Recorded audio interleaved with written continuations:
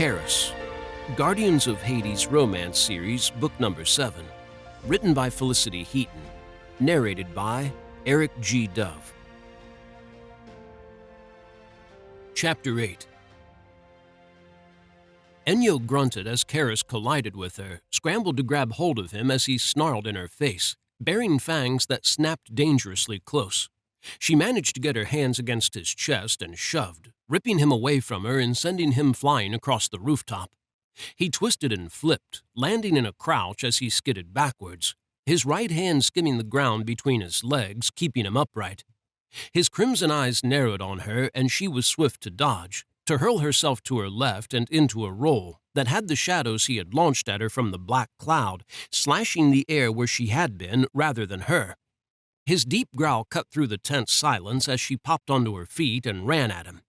She should have thought this through, should have at least given herself the option of a weapon. She didn't want to kill him, didn't really want to hurt him. She only wanted to draw out his aggression and somehow manage it, bearing the brunt of his fury so he could find some release, could feel again. Hunger shone in his crimson eyes, spoke to her, and drew every instinct she possessed as a warrior to the surface. She kicked off when she reached him, catching him by surprise apparently. Her knee slammed into his face and knocked him backwards, the scent of his blood filling the air as he hit the ground on his back, a grunt leaving his lips. Enyo twisted and brought her knee down, aimed for his chest. He rolled away and launched into a pirouette that had him twisting in the air and landing on his feet. Keras always had been fast. He hit her like a gorgon, barreling into her side and running with her. She cried out when she slammed into something solid, hit it so hard the metal crumpled around her. Pain exploded along her left side, heat licking her in several spots as the scent of her own blood joined his in the air. Keras snapped his left hand around her throat, and she screamed as he yanked her towards him. Metal sliced deeper into her skin. Wet heat rolled down her side. His scarlet eyes fell to her arm and narrowed as he hesitated. Because she was hurt? She glanced down at her arm, watched the blood sliding down it from the lacerations on her biceps and forearm. A mistake. Keras pivoted and hurled her across the roof, sending her flying. He was on her before she landed, caught her by her breastplate and pulled her towards him as his fist flew at her face. She took the blow, landed one of her own while he was distracted. He grunted as her fist slammed into his stomach, his breath leaving him in a rush as she lifted him into the air with it. His grip on her slipped, and she growled as she launched her other fist at him, struck him hard in his cheek and sent him down. He hit the rooftop so hard that it caved beneath him, forming a shallow indent. He was on his feet a moment later and on her. She grappled with him as he tried to seize hold of her, as he eyed the edge of the roof. He wanted to throw her off it. It wouldn't work. Her barrier was impenetrable. She would hit it and slide down to the floor below them. Shadows snaked around her legs, hauled her upside down and into the air. She stared at Keras, her head hurting as blood rushed to it. His gaze tracked down the length of her legs, heating by degrees as it reached her thighs. The slats of her skirt had fallen down to her stomach. It wasn't the first time her undergarments had been exposed during battle, but it was the first time she had felt vulnerable because of it. Deeply aware of a man's eyes on her. When the heat in his eyes gave way to hunger for violence rather than pleasure, Enyo gritted her teeth and pulled herself up. She clawed at the shadows that encased her legs. They writhed and snapped at her, but she could grab them, managed to get one off her. The world whirled past her as she flew through the air, thrown by Keras's shadows. She hit the barrier, grunted as air exploded from her lungs. As she slid down the curve of it to come to rest against the wall of the skyscraper, she lay there for a moment, catching her breath, staring up the height of the building. Keras appeared at the edge of the rooftop above her, his face a black mask as he glared down at her, evidently disappointed that he hadn't been able to launch her through the barrier as he had expected. On a vicious snarl, he dropped off the edge. Enyo teleported before he could land on her, reappearing on the rooftop. Keras appeared behind her, hooked his arm around her throat and grabbed hold of it. Her hands flew to his arm as he hauled her backwards, as his forearm pressed against her throat and she fought for air. He tightened his grip on her and she slapped at his arm, clawed it and struggled, panic flooding her when she tried to teleport and found she couldn't. He was holding her in place. She kicked out, wildly thrashing in his arms as he slowly tightened his grip, as he choked her. She suddenly stilled. What was she doing? Enyo blanked her mind and exhaled, pushed out the panic so she could focus. She could get out of this. She was a goddess of war, strong, powerful, skilled. She slammed her elbow into his ribs, once, twice, a third time. He grunted and his hold loosened, just enough that she could get her hand between his arm and her throat. She shoved forwards with all her strength and spun out of his grip as soon as she was able, coming to face him. Enyo twisted and dipped her upper body, smashed her foot into his face, and sent him slamming into the ground. She dropped on top of him and pummeled his face, snapping his head left and right. His eyes changed a little more with each strike, with every hard blow she dealt him, and the sorceress's words came back to haunt her. Keras had goaded Cassandra into hitting him, because he wanted the pain. He took pleasure from it. She went still, staring down at him, feeling for the first time the true depth of the change that had overcome him. He felt nothing, yet he craved pain. She tried to see the man she had once known in him, sought a glimmer of that male in his eyes because she needed to know he could come back from this. She needed to know that somehow, in some way, she could right this wrong. She clung to the belief that he was in there somewhere, hidden, caged by his addiction. His lips stretched into a cold smile that chilled her blood. His hand shot up and closed around her throat, and he rolled with her, pinning her beneath him, his legs straddling her hips. He bore down on her, sneering in her face, his claws pressing deep into her neck. Pain spread outwards from their points, not warm but cold, unnaturally cold. Her head fogged, vision blurred. Panic rose to the fore again, gripping her more fiercely this time as she realized what was happening. His shadows. He was using them against her, forcing them inside her. She smashed her fist into his face, knocking him enough that his claws pulled free of her flesh. She used his momentary loss of balance against him, shoved him in his shoulder, and teleported. Enyo landed hard across the roof from him, struggling for air, desperately grasping at her throat as she felt the shadows spreading through her. Keras slowly rose onto his feet. Darkness flowed from him, creeping outwards to fill the inside of the dome, and he lifted his hands before him, his palms up and fingers tensed like talons. He stopped when they were level with his stomach. Shadows swept around her, swirling across the dome, and she looked left and then right, watching as they closed in on her, rushing to figure out what he was up to so she could brace against his attack, maybe even circumvent it. Her gaze collided with his, and she froze. Rumors on Olympus had always painted Hades as having two sides to his personality. The one most people saw, who ruled with an iron fist and expected all to obey him, was quick to put people in their place, and a darker side that was more twisted, almost demonic in form, with sharp claws and vicious fangs, and black eyes that blazed scarlet in his pupils, eyes like the ones looking at her, staring so deep into hers that she was sure he could see all of her, knew her thoughts and her fears, her deepest secrets. Black claws grew from his fingers. Huge fangs filled his mouth as he snarled at her. The slightly pointed tips of his ears grew sharper. She tensed as shadows whipped around her, turning everything black, braced herself. A scream lodged in her throat as Keras was suddenly before her, lashing out at her with his claws. She stumbled backwards, heart thundering as he melted into the shadows again. Blood rushing as those shadows snapped at her, jabbed her in her legs and her back, pushed her around as she turned left and then right, cursing them. They were dampening her senses. She couldn't feel Keras, but she knew he had to be close, inside the barrier. Her gaze shot upwards as the roof beneath her shook, as a hollow ringing sound filled her ears. Crimson lightning arced along the dome, just visible through the shadows as they writhed, growing thinner and then thicker again. The lightning struck again, an ominous crack following it. Her eyes widened as a fault line chased across the barrier, shining white-blue. A low chuckle curled around her. She couldn't let Keras escape, not when he was like this.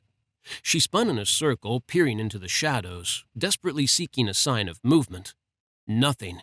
The shadows constantly swirled, thinning in places, growing denser in others, but she couldn't see Keras anywhere. But she could feel him everywhere, It was as if he was the shadows. He loomed out of the darkness, and she was swift to duck, evading his first blow and attempting to catch him with one of her own. He easily dodged it and came at her, struck her with an uppercut followed by a left hook that hit her so hard she saw stars. She blinked to clear her head and parried, tried to match him and keep up as he fought her. But he was faster, his blows harder. He landed more than she could block, driving her backwards. Pain rolled through every inch of her, gathered in her head to slow her further, blurring her thoughts together and dulling her vision.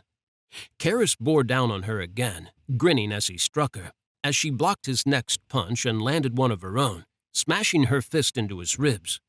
He took her next blow, too, didn't even flinch when her fist plowed into his face, splitting his lower lip. His eyes darkened, pupils dilating as she struck him again. His head whipped to his right as she connected, a breathless sigh escaping him that was out of place in the moment. And as his gaze slid back to her and he licked the blood from his lips, she could only stare at him, because he was finding pleasure in her hurting him, and in hurting her. He suddenly backhanded her. She hit the roof, shook her head, and pushed onto her feet, narrowly avoiding the heel of his foot as it came down, left an impact crater where he had struck the roof instead of her. This hadn't just been a bad idea. It had been a terrible one. His scarlet pupils narrowed again as he stalked towards her, as she clutched her waist and limped away from him, needing a moment to gather her strength. She had been a fool to think stoking his rage would free his emotions. But then she had never believed the rumors about Hades to be true. Now she did, because Keras was just like him, had a feral side that was demonic, one that ruled him. That wasn't Keras striding towards her, black eyes filled with a hunger for more violence, lips twisted in a smirk that flashed his fangs. That was someone else, something else. "Keras," she said as she came to face him, as she backed away to keep the distance between them steady, aware she was nearing the edge of the roof and was in danger of running out of space to move. "Listen to my voice, Keras. I should not have pushed you like this. I should have thought things through. But I am worried about you. You are not well." His fingers brushed his remaining limiter, and she silently begged him not to break it. If he broke it, he would destroy her. He would destroy this world. She could see that now. He had been telling the truth, and he couldn't control his power, because it was too strong. "Please, Keras," she whispered and held her hand out to him. He stared at her bloodied fingers, a light entering his eyes that gave her hope. The shadows suddenly closed around him. She grunted as he slammed into her back, knocking her forwards, as he grabbed her from behind and hauled her against his hard chest. His claws pressed into her stomach, digging her armor into it, and she struggled against his hold. She couldn't teleport when he was holding her, wasn't even sure she could teleport even if he wasn't, not when she couldn't see where she was going. He had never used his shadows in a fight like this, stealing one of her senses from her, making her feel weak. She hated it. Enyo battered him with the one elbow she could use, but he only tightened his grip on her. She cried out as her injuries burned, as pain ricocheted through her body and her vision tunneled. She froze when he loosened his grip slightly, enough that it no longer hurt, and grazed his lips along her shoulder as a lover would. Their soft caress ignited heat in her veins, rousing desire she tried to battle as he eased towards her throat. When he fisted her hair and yanked her head back, his fangs brushed her skin. She told herself on repeat that he wouldn't bite her. The flicker of heat that lit her blood became an inferno. She tried to douse it, sought an excuse that would kill the flames that licked through her veins. It wasn't the position they were in rousing that fire, wasn't the thought of him holding her at his mercy and biting her that ignited this wicked need. It was the battle high, the adrenaline and the fear, the desperate fight to survive, everything she felt whenever she was on the battlefield. Her body called her a liar, the trickle of arousal becoming a flood as Keras brushed his lips over a sensitive spot on her neck. She fought the urges that ran rampant inside her, refusing to take pleasure from violence as he did, refusing to cross that line even when it beckoned her, whispering seductive words in her ear that had part of her wondering what it would be like to surrender to him instead of fighting him. Explosive, wild, a thrill chased through her. Enyo shut it down. She snapped back to the world as the fog of lust cleared from her mind and kept slamming her elbow into his ribs. He tugged her harder against his body and growled into her ear, the sound feral and low, more beast than the man she loved. The hand on her stomach dropped lower, pressed just above the juncture of her thighs. Fear trickled down her spine as he grazed his fangs over her shoulder. "Do not," she whispered, deeply aware on some level that if he crossed this line there would be no coming back. She loved all of him, both the darkness and the light, the controlled side and the wild one, and at times she had found this battle as strangely thrilling as he had, but surrendering to that twisted desire would be a step too far. She knew him. He would enjoy it in the moment, when his darker side was in control, but afterwards it would cause him more pain, would eat away at him and taint whatever feelings he had for her. He would never forgive himself. She would lose him forever. Red lightning slammed down around her, charging the air as Keras held her at his mercy, his fangs poised to pierce her flesh. She breathed hard, screamed at herself to move, to fight, to do something to get free of him. But she couldn't move. For the first time in her life, she froze on the battlefield, and she had the feeling it would be the first and last time. Keras suddenly shoved her forwards and she tripped, hit the ground face first and lay there, breathing hard and struggling to catch up. The sound of his labored breaths joined hers, and she pulled herself together, twisted onto her backside and came to face him. He stood where he had been, bent forwards now with his hands buried in his black hair, fingers pressing hard into his skull. She thanked the Moirai that he had found the strength to stop himself, and cursed herself for being unable to do it. His skin paled, his gaze growing unfocused as he stared at the strip of rooftop between them, as he fought for air. Around her, the shadows began to thin. Her senses lit back up again, and she locked them on Keras, monitoring him, feeling his fatigue, and the war he waged as he struggled for control. "Keras," she whispered, unsure what she wanted to say to him. That she was sorry she had pushed him like this, that she should have known better, that she was sorry she hadn't come to see him, been brave enough to tell him that she loved him. His black eyes shot to her, his scarlet pupils narrowing as he glared at her. As the shadows began to gather again, as crimson lightning forked from the dark clouds, striking around her to rip apart the rooftop, fear trickled through her, cold and chilling, stealing her strength and her breath. Fear of him. She had never realized he was capable of such great destruction. He had always been gentle with her, even when they had been fighting, but now she could see that time was past. Whatever had made him hold back around her was dead, killed not by his pills, but by her weakness.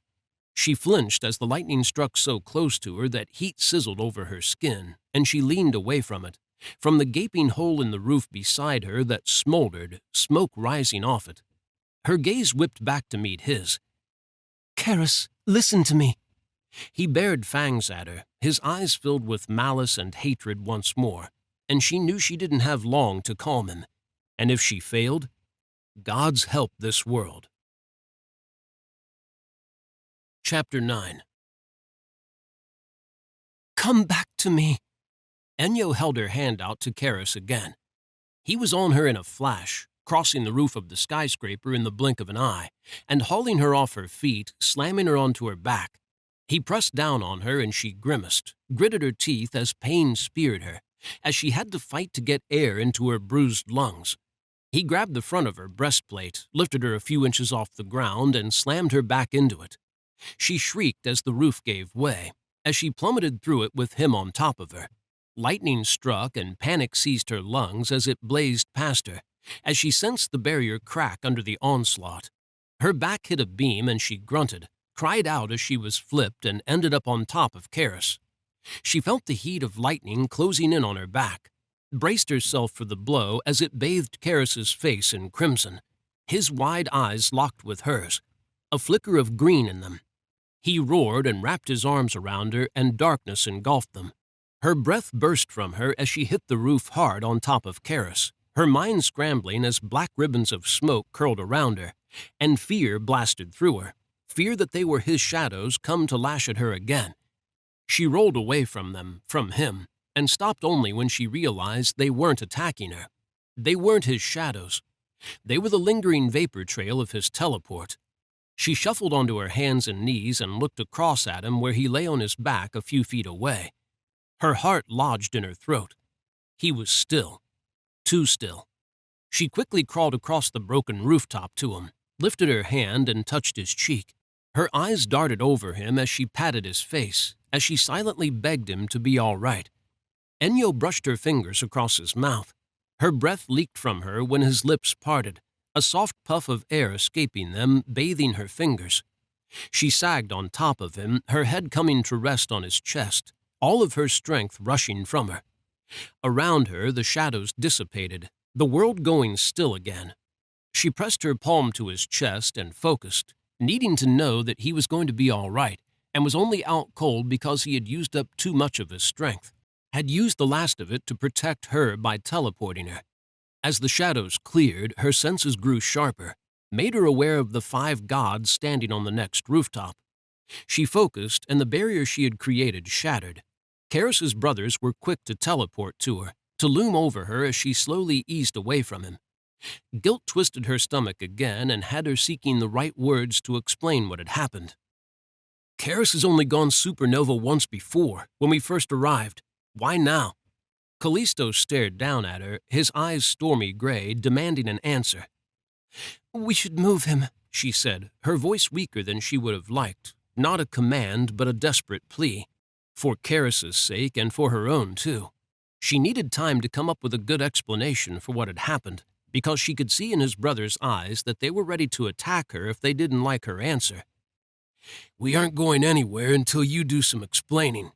Valen's golden irises brightened, and tiny arcs of lightning chased across his fingers.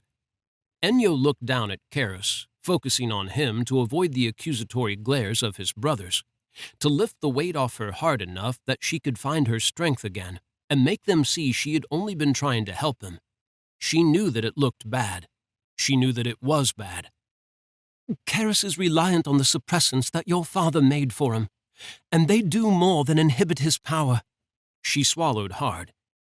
He has been using them to inhibit his feelings, too, his emotions, numbing himself. She glanced up at the 5 gods towering over her. None of them looked surprised to hear that. I only wanted to help him overcome that addiction. I wanted to make him feel something, anything. She sounded desperate, felt it too. She didn't want his brothers to be angry with her. She didn't want Keras to be angry with her, even when she knew he would be.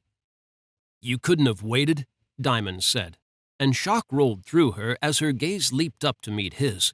He scrubbed the back of his neck. I'm not being a dick. Just Keras sick and weak is a danger right now. We need him strong.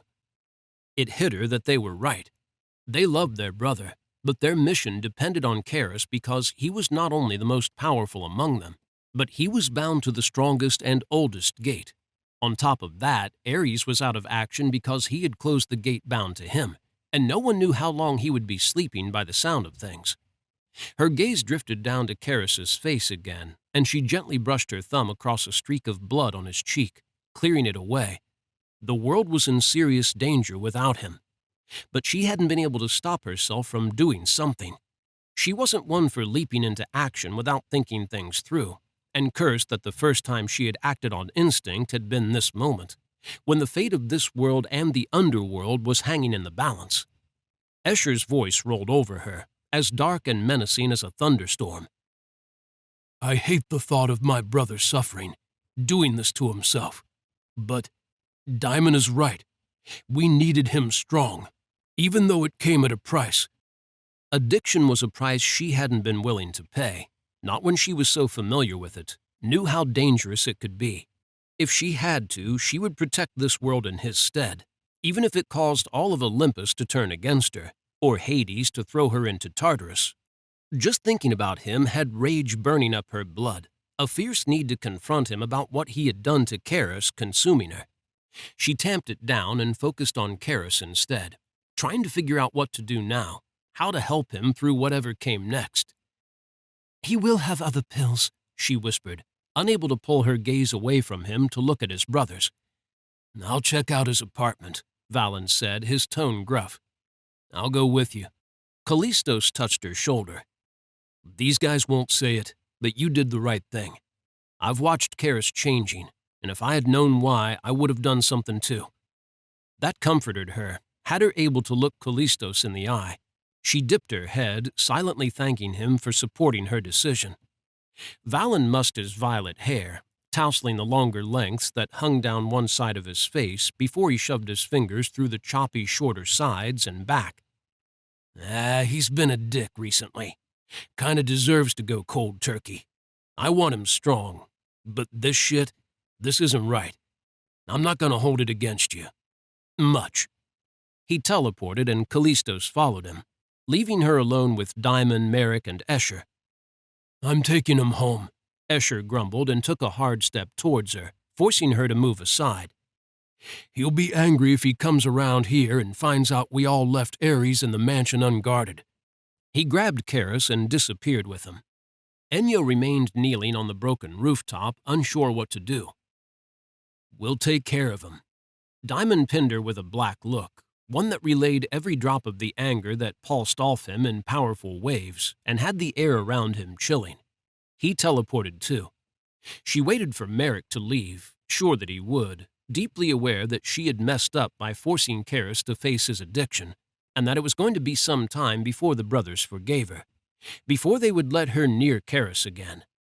Merrick sighed, his broad chest shifting with it, and extended a hand to her. Ennio blinked at it. She looked up at him where he loomed over her, and warmth flowed through her to ease some of the tension from her as his dark eyes twinkled at her, no trace of anger in them. She slipped her hand into his, and he pulled her onto her feet, kept hold of her as her legs wobbled beneath her and pain rolled through her. She winced and pressed a hand to her side, gritted her teeth against the fire that spread through her from that point and her back. I am sorry, she said, the strength she had been trying to gather slipping through her grasp again as she looked at Merrick, as she stood there alone on the rooftop with him. He had always been honest with her, had been as close to courteous as he could get whenever she visited him, even in the times when her presence had clearly aggravated him. She felt closest to him after Keras, felt she could be open with him, and that he wouldn't judge her harshly, not as his brothers had. Merrick shook his head, his unruly dark waves tumbling to caress his forehead. Don't be. Keras needed this. I only wish you'd had better timing. She looked down at her feet. His hand slipped from hers. We should get back too. Her head jerked up, gaze colliding hard with his. We? Merrick just smiled. You weren't seriously going to go home. She fidgeted with her skirt, reminded herself that she was a powerful goddess, one who normally demanded respect from this god. She didn't have the strength to do that today, not when her heart felt so heavy, weighed down with worry and a need to see Keras, to be near him and take care of him. Merrick sighed again. Listen, my brothers might be angry with you, but Keras needs you with him, Ennio. He needs you there. If anyone can help him get through this, well, it's you. When you showed up in Tokyo today, I've never seen Keras so happy, not in a long time, not since we left home. She had never been so happy either, but now she had ruined it, or at least she feared she had. What if Merrick was right, and Keras would recover best with her help, needed her as deeply as his brother suggested? She recalled how he had looked in the garden when she had announced she wasn't married, recalled how she had felt sure he was going to kiss her. Merrick looked her over, his gaze assessing, and then held his hand out to her again. Need a lift? She swallowed her pride and nodded, slipped her hand into his and let him teleport her. She landed in the courtyard of the Tokyo mansion with him, on a stepping stone close to the broad gray step that led up onto the wooden walkway. Megan paused as she exited the main room of the house in front of Ennio, her chocolate eyes wide. Look at the state of you! The carrier female bustled over to her, her loose autumnal jumper swaying in front of her baby bump with each step. Concern warmed her eyes as they took Ennio in. Before she could say anything, Megan had taken hold of her arm and was leading her somewhere. "Let's get you cleaned up." Megan waddled ahead of her, one hand on Enyo's arm and the other resting on top of her belly. When they neared the turning in the walkway that ran around the courtyard, the path she had taken with Keras, Enyo's gaze strayed in that direction. She could feel him there, ached to go to him. Megan's grip on her arm tightened, her tone firm but light as she said, "Not until you're cleaned up. Besides, his brothers are with him right now." That was enough to have Enyo yielding to her, letting her lead her away from Keras. She wanted to see Keras, but she didn't want to face his brothers again. Not just yet. Not when she felt so weak. She followed Megan left at the junction, along a hallway between the kitchen and one of the bedrooms in that wing, into a more open area. Thick wooden pillars supported the roof, but the sides to her left and right were open, revealing trees to her left and a steaming pool to her right. Beyond that pool was a beautiful, secluded corner of the garden where white gravel had been raked in mesmerizing swirls around rocks. "You look like you were run over by a snowplow." Megan stopped as she reached a broad paved area and turned back to face her. "Maybe I should get Cass. She could do a spell to heal you." Enyo was quick to shake her head. "No, I will heal soon enough." Megan looked as if she wanted to argue, and then she sighed. "Fine, but I'm taking care of those wounds." Panic lanced Enyo, and she snatched her arm away from Megan before she could even attempt to heal her, endangering her unborn daughter. Megan's eyebrows rose high on her forehead, confusion flickering in her dark eyes. It quickly turned to realization and amusement. "I wasn't going to heal you."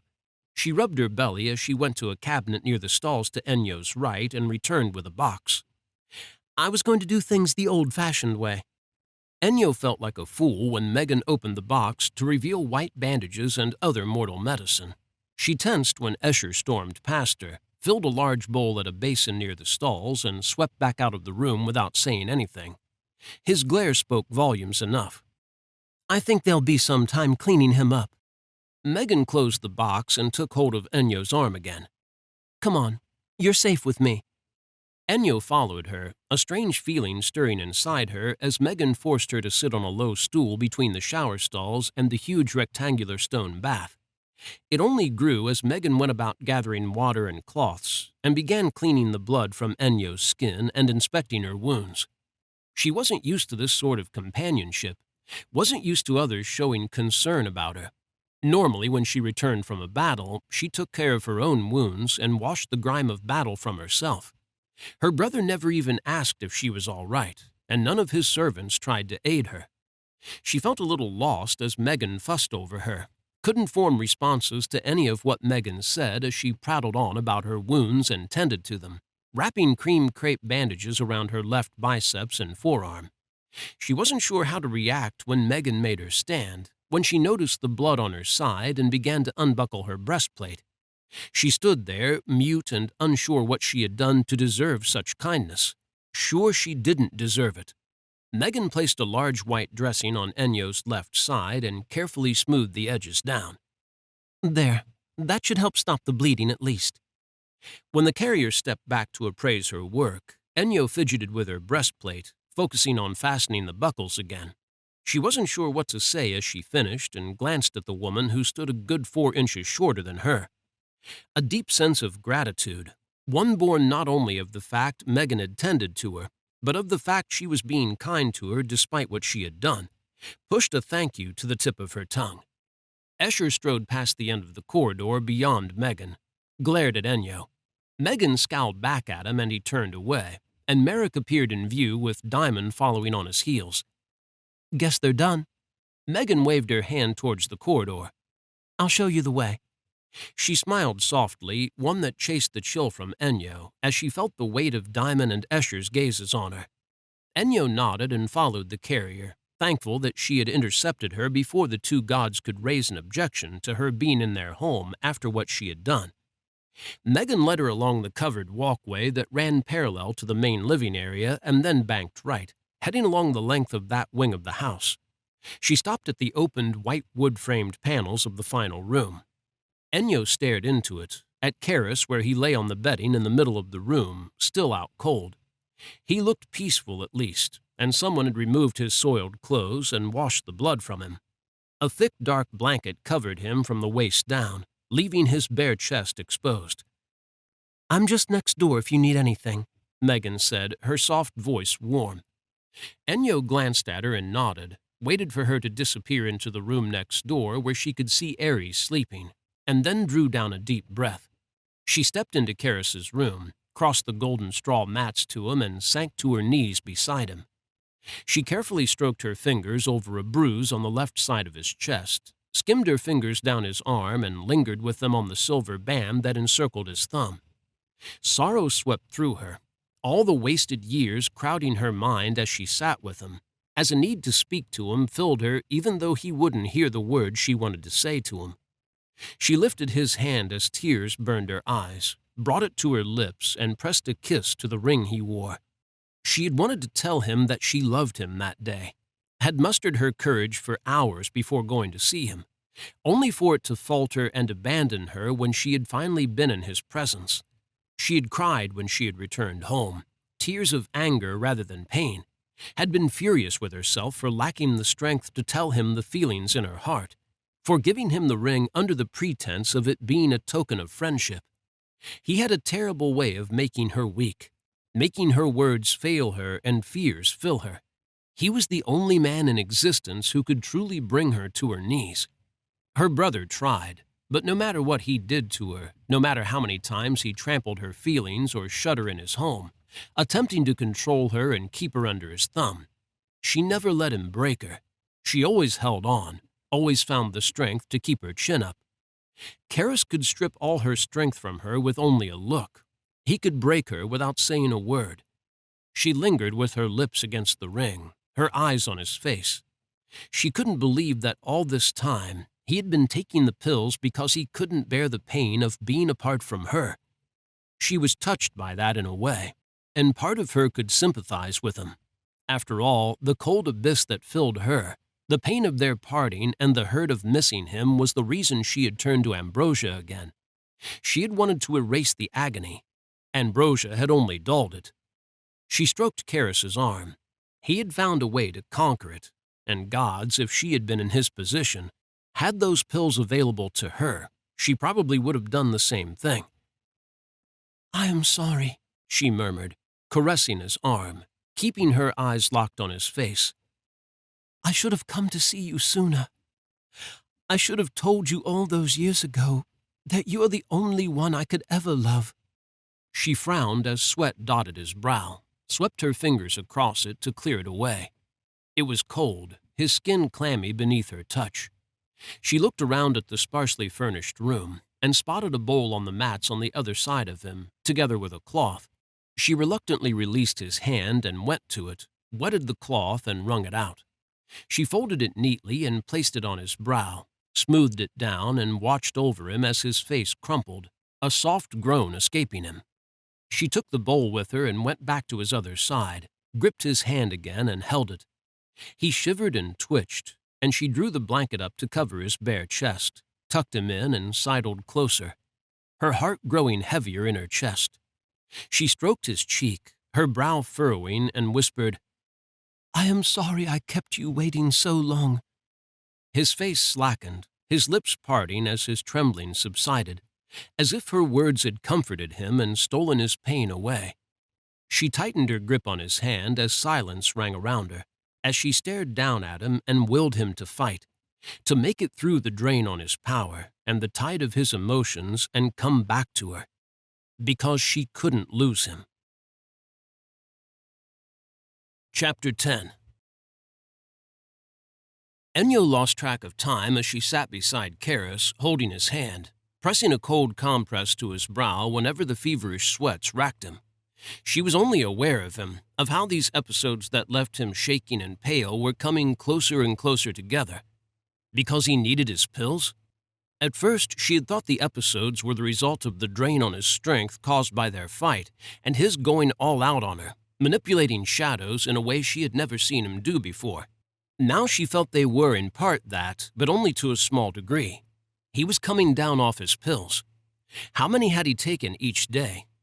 Anger blazed through her blood, but she tamped it down, focused on taking care of him as his hand tightened against hers, and his lips parted on a strained groan. He twisted towards her, the black lashes of his eyebrows meeting hard as his face crumpled. Ennio gently guided him onto his back again, held him there as he writhed, his legs coming up towards his stomach. She stroked his chest, hoping it would soothe him, hoping he would know that she was with him and she would get him through this. When she had gone through her own withdrawal from Ambrosia, it hadn't been pretty. There had been a lot of vomiting, a lot of cursing, a lot of thrashing and moaning and wanting to die, a lot of blaming others. Keras had been with her through it all, tending to her, giving her the strength she had desperately needed. And he was kind enough that he had never uttered a word about how terrible she had been, how awful she had looked. Shame ate at her, and she caressed the smooth expanse of his chest, using it as a distraction for herself now. She didn't want to think about those days, about how in the aftermath she had feared Keras would think less of her, because he had seen her stripped bare, vulnerable and weak. If he did, he had never let it show. She lifted her hand and swept her fingers across the sculpted curve of his cheekbone, brushing the pointed tip of his sideburn, and feathered them down to his jaw. Her chest warmed as he stilled, relaxing into the bedding again, his breath leaving him on a sigh. Voices in the distance tried to steal her focus, but she shut them out, narrowed the world down to only Keras again, not wanting to think about his brothers or how angry they were with her. Merrick might have forgiven her easily, and some of them thought she had done the right thing, but she felt sure her actions would have consequences. She wasn't sure she'd had their trust before she had confronted Keras. Now she felt sure that she didn't have it. She picked her name out of the conversation, was tempted to listen, but denied that need. No good would come of listening in on what the brothers were discussing. She was sure of that, too. Most of them probably wanted her gone, as far away from Keras as she had been these last 2 centuries. Softer female voices joined the deeper masculine ones, stirring jealousy in her heart, rousing a voice that hissed things at her that had her focus slipping to the women and the brothers, to the mansion that surrounded her. This place felt like a home. She had never been anywhere like it. Her home with her brother in Olympus was nothing like this place. Her family was nothing like these people. Her brother Ares had made it clear that the place where she lived was his home, and that he expected her to follow his orders to the letter, making her feel as if he viewed her as his property. He gave her little freedom, other than allowing her to go to war in the mortal world whenever it was necessary, either with him or without him if he felt the war was more of a skirmish and beneath him. It was always good enough for her, though, because he truly believed that she was beneath him. She shut down that line of thought, didn't want to think about her brother or their relationship right now. Her mood was too low, placing her in danger of traversing routes that would only lead to pain, to revelations that she wasn't equipped to handle in her current state, not without needing a hit of ambrosia. She eased Keras through another attack, mopping his brow with one hand and holding him down with the other. "Shh, Keras," she murmured, low enough that she was sure no one would hear her. "I am here. Rest easy." She wished she could do more for him than tend to him physically and speak to him. She wished she could steal the vile poison from his blood. The embers in her own veins ignited again, blazing fiercely in her heart, goading her into giving in to her anger, to confronting the one she held responsible for Keras's addiction. When Keras settled again, she realized she wasn't alone. She glanced over her shoulder at Megan. Another woman stood beside her, the young fury Mirinda. "We thought you might need some clean things." Megan waddled over to her, one hand on her pregnancy bump and the other holding a thick wad of cream material and a towel. Mirinda followed her into the room, carrying a bowl of water. Strands of spun gold that had fallen loose from the plait that arched over the front of her hair fell down and brushed her forehead and cheeks as she set the bowl down on the mats and picked up the one Ennio had been using. She swept them back as she straightened. Her tropical blue eyes lingered on Keras, her French-accented voice grave as she asked, "How is he doing?" "I do not know." Ennio's gaze fell to his face again. "Better, I hope, but I am not sure." Mirinda took the towels and cloths from Megan, and Megan placed a hand on Ennio's shoulder. "He'll pull through. They all have a stubborn streak. Megan's soft words offered comfort, had Enyo nodding. Like their father, Hades can be immovable. Enyo had witnessed it many times for herself during her visits to the underworld.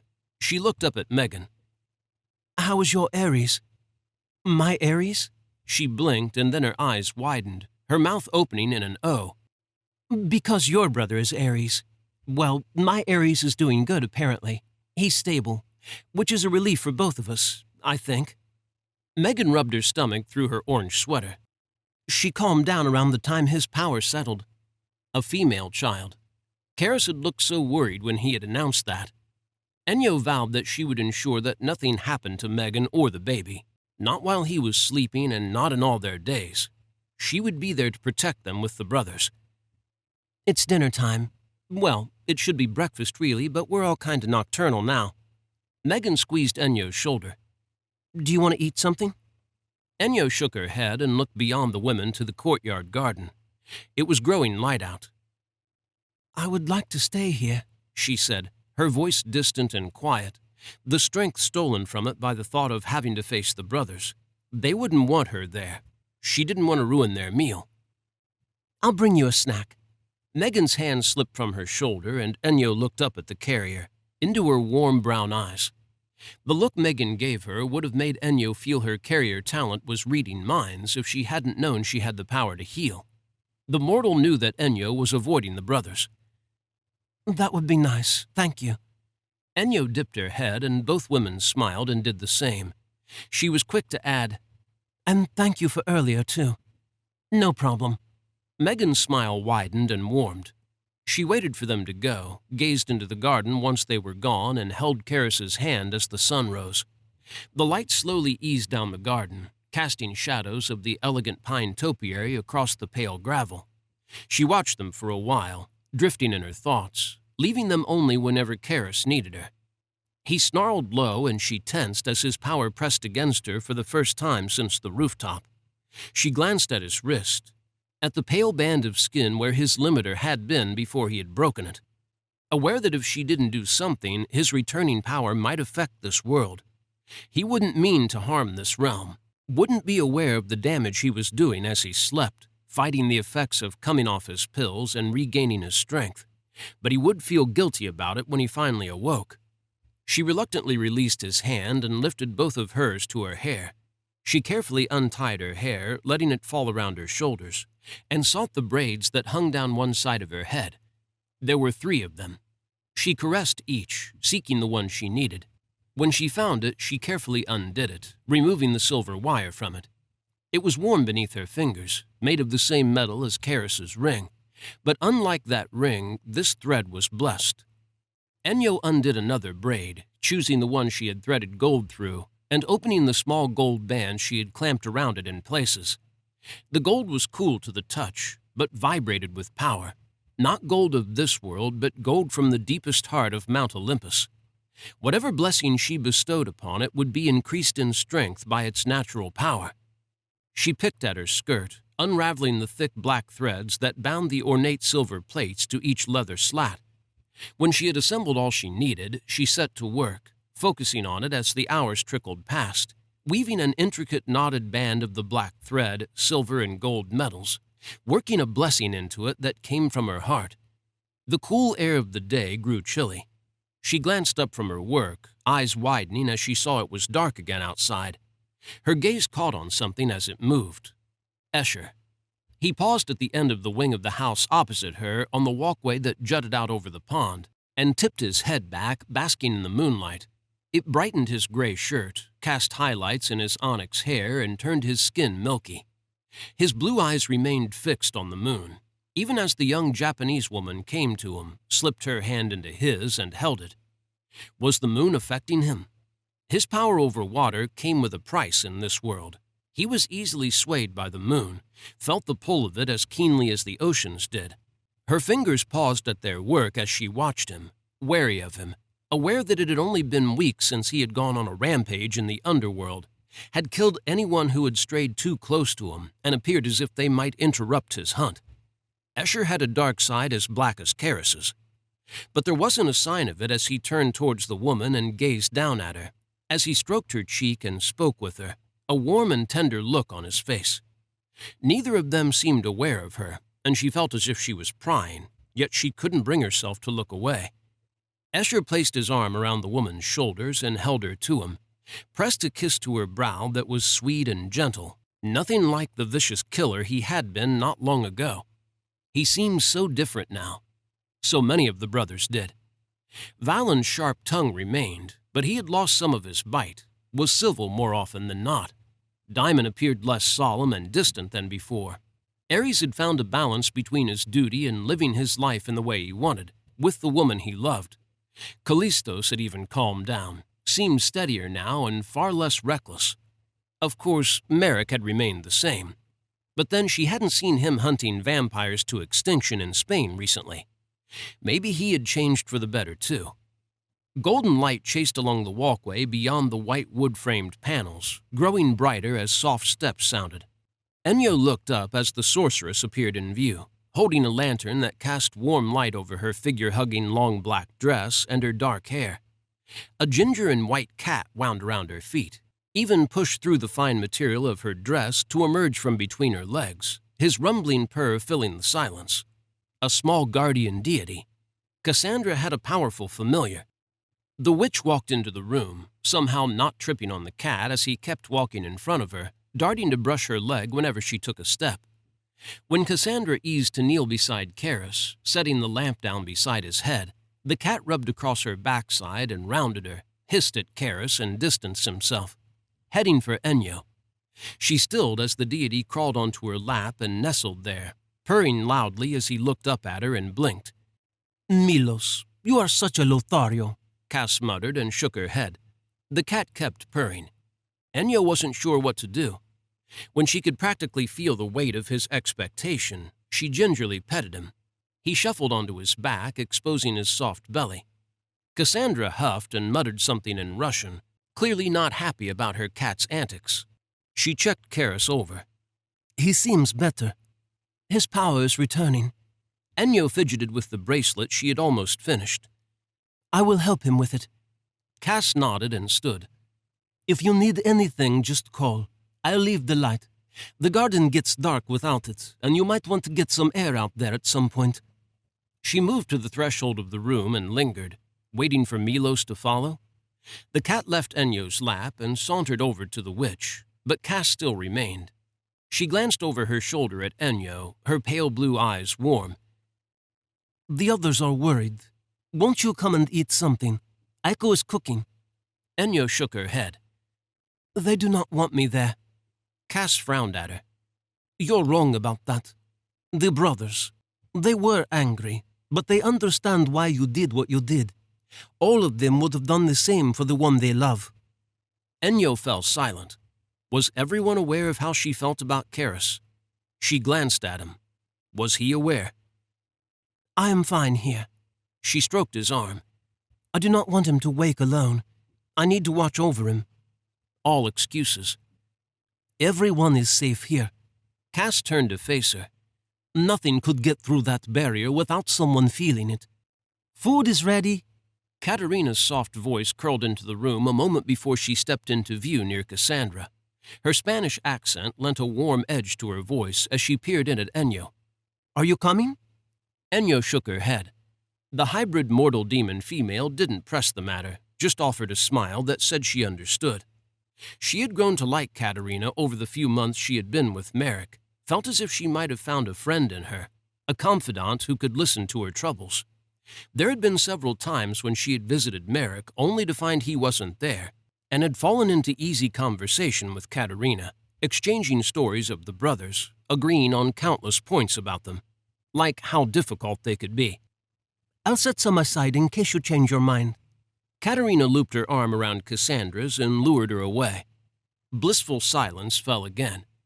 Quiet gradually fell as the night wore on and the couples retired to their rooms. The sun was just beginning to rise on a misty morning when her head grew heavy, her eyes slipping shut more than once as she worked to finish the bracelet for Keras. "You should get some rest." Escher's deep voice rolled over her, jerking her awake. She sat bolt upright, muscles clamping hard down on her bones as her spine stiffened. Escher strode into the room with purpose, and she drew a secret breath, readying herself in case things went the way her instincts were expecting. He surprised her by storming straight past her, sliding a panel on the wall opposite the door open and revealing a cupboard. He pulled some bedding out of it and laid it out beside Keras. Enyo couldn't hold back the question lodged on the tip of her tongue for any longer. "You are not angry with me?" Escher looked up from smoothing the blanket, his eyes dark even with the lantern casting light over his face. "I am, but what's done is done. We just have to do whatever we can to fix it now." "I am sorry," she said, not hiding how deeply she felt that way, or how deeply she felt about what she was about to say. "I could not let it continue. He was killing himself." Escher sighed. "Save your apologies for Keras when he wakes. He'll be in a bad way. You need to be prepared for that." Enyo nodded as he stood. It was a warning to her, and she knew he was right. Keras was going to be angry with her when he came around.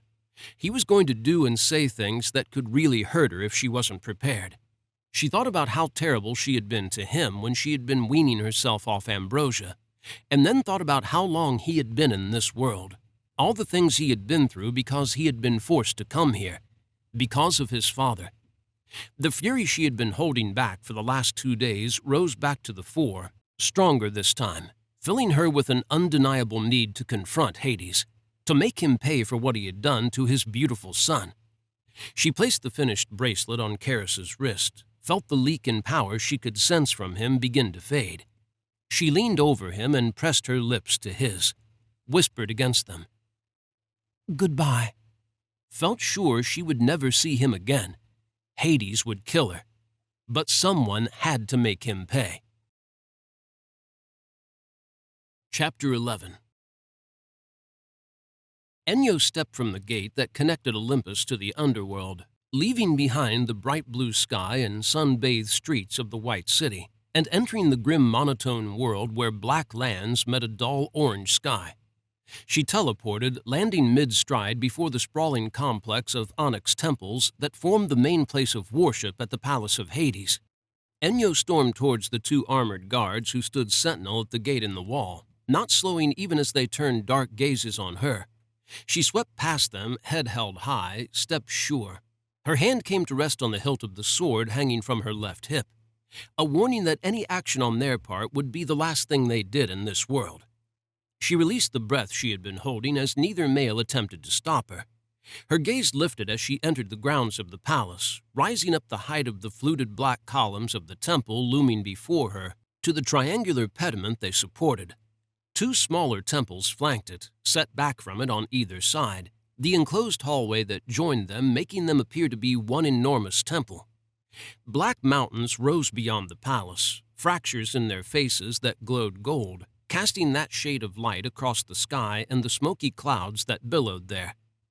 Around her, the black ground gave way to green, to a field of flowers and hedges that were a stark but beautiful contrast against the grim, imposing temples. Blooms of every color imaginable swayed in the breeze, their soft fragrance filling the thick air. Enyo strode forwards with purpose, her hand lingering on the hilt of her sword as her nerves began to rise, attempting to get the better of her. She stoked her anger, using it as a shield against her fear as she ascended the steps and passed the 2 rows of columns that supported the roof of the main temple, heading for the open, towering doors. The gold detailing on the figures that covered the black wood shone in the light of the braziers set around the rectangular room. That same light chased over the 2-story-high statue of Hades dressed in full regalia that loomed in the middle of the room, the sharp spikes of his crown and the bident he gripped almost touching the dark wooden beams that supported the roof. Oil lamps and offerings surrounded his feet, together with bowls of petals and things best left unidentified. She stared at the statue as she walked towards it, her head tipping back, swearing that Hades' eyes followed her. When she reached the base, she hurried past it, and out through the doors on the other side, a place few dared to venture. Those who visited the temple came here to make offerings to the god king, seeking his help in some manner. They came to the statue, the closest they could get to the ruler of this black realm. Any who ventured beyond it without invite were met with swift justice. Ennio navigated the smaller building, ignoring the corridors that branched off it, and exited into the courtyard. More flowers bloomed around the open space, bringing life and color into it. She strode across the courtyard, aware of the way the guards watched her from a distance, their curious gazes tracking her. She had been here enough times that they wouldn't bother her. They probably thought Hades had business with her. She certainly had business with him. Ahead of her, a more modern building stood, still fronted by columns that supported a pediment like the temples, but only in the central third of it. The two-thirds on either side of it had been kept flat, so it came close to resembling one of the elegant country estates she had seen in England. She walked faster, breathing harder as anticipation swept through her, as her heart began to race and her palms dampened. A guard at the door of the house opened it for her, and she nodded to him as she entered the double-height foyer. She swept across it, heading for another door directly opposite her. She shoved it open and took the steps that led downwards into a tunnel 2 at a time, anger grating at her, pushing her to move faster. The sense of power that constantly hummed in the air grew stronger as she neared the end of the tunnel, and she braced herself against it, rallied her courage and stoked her rage, aware she would need it in the fight ahead. She broke out into the roofless lower building, a place she had only been a few times in her life. A throne room designed to impress and instill fear into those Hades summoned to this place. Beyond the open sides to her left and right, a river flowed around a sweeping bend that cut behind the main wall of the throne room ahead of her. 10 thick black fluted columns set 6 feet apart supported a lintel, decorated with a frieze on either side of her, and atop each one stood a statue that glared down at her. Their backdrop, the towering cragged faces of the mountains that spewed bright lava and plumes of smoke. She kept her gaze fixed ahead of her, on the god-king who sat on an onyx throne constructed of bones, the trench of flames that ran along the bottom of the wall behind him blazing brightly, casting his shadow out long in front of him, to her feet. His heavy crimson cloak spilled around the sharp points of his boots, like blood against the onyx flagstones and the form-fitting black armor that protected his lean frame, covering him to his neck. His wild black hair blended seamlessly with the curved spikes of his crown that flared from the back of his head, rising from behind his pointed ears. She stared at him, at features that reminded her painfully of Keras. "To what do I owe the pleasure, Ennio?" His deep voice rolled over her like thunder, shook her to her core. She clung to her courage, unleashed her fury. "Did you give Keras those pills?" she snapped. Hades' power rose around her, slammed into her as his blue eyes narrowed and blazed scarlet, knocking her back a step as the shadows that extended from his feet writhed. It wasn't wise to anger the god-king of the underworld, but she had come here knowing that, prepared for it. She tipped her chin up and stared at him. "Answer me." "I answer to no one," he said, his voice calm, dangerous. Hades had given Keras that black gift, the ability to sound at ease and uncaring, while making the person he was talking to aware that he was a split second away from utterly destroying them. He lowered his hand to the arm of his throne, his black gauntlet clanking against the bones as he stared her down. Razor-sharp claws curled over and scored the bones, leaving grooves in them that had her swallowing hard, as she imagined how easily those same claws could rip her apart. Ennio stood her ground, was probably going to regret it, but she didn't care. Hades had to pay for what he had done, even if the only punishment she could inflict on him was the knowledge of how his son was suffering because of his actions. "Do you know what those pills have done to him?" she barked and flexed her fingers around the hilt of her sword. "How could you give them to him?" Hades' eyes glowed brighter, and she tensed when he pushed onto his feet, and she had to tilt her head back to keep her gaze locked with his. He stood at least 2 inches taller than Keras, closing in on 7 foot, and used every inch of his height to his advantage as he glared down at her. Her voice lost some of its strength in the face of him. "You gave him those pills, did you not?" "I did." Those 2 words fell hard on her, had shock rolling through her, and made her realize that part of her had foolishly believed Keras hadn't been telling her the truth. She couldn't believe that Hades had given his own precious son such a devastating drug. He needed control over his power. His tone didn't hold even a hint of regret. Ennio loosed a frustrated snarl in his direction. Control? Your pills dampened his power, but at a price. They suppressed everything. They made him numb, and he used that. Grew addicted to letting the pills steal everything away from him, turning him into a shell, a hollow, empty shell. Is that what you wanted? Hades shifted his head back an inch, the barest hint that her words were hitting their mark, making an impact. Did you know they were stealing his emotions? She barked. He straightened, and his powers slammed into her again, the weight of it so heavy on her shoulders that she shook as she fought to remain standing. You dare speak to me in such an insolent manner, he boomed, and her knees weakened under the onslaught of his power. The scent of lilies swept through the room. Hades stilled, might have even blanched a little. This discussion seems heated, Persephone whispered softly, her voice like a breeze as it swirled around Ennio. The queen of the underworld drifted into the room, her bare feet pale against the black flagstones, peeking out from the layers of her onyx robe with each step she took. Her scarlet hair bounced against her bare shoulders, rippled in waves that framed her face, and seemed to bring out the green in her eyes as she looked from Ennio to Hades. The delicate lines of her face remained soft as she gazed at her husband. What are we discussing that has you so upset? For the first time in Ennio's life, she saw fear crossing Hades' face. Persephone noticed it too, took a step towards her husband that had the flowers blooming around her feet turning to black thorny brambles. My love, she said, her gentle tone still as warm and bright as the first light of spring. Ennio had a choice: leave Hades to answer and no doubt cover up what they had been discussing, or put the truth out there and get him into trouble. She was no match for the god-king of the underworld, couldn't make him pay as she wanted, not without him destroying her.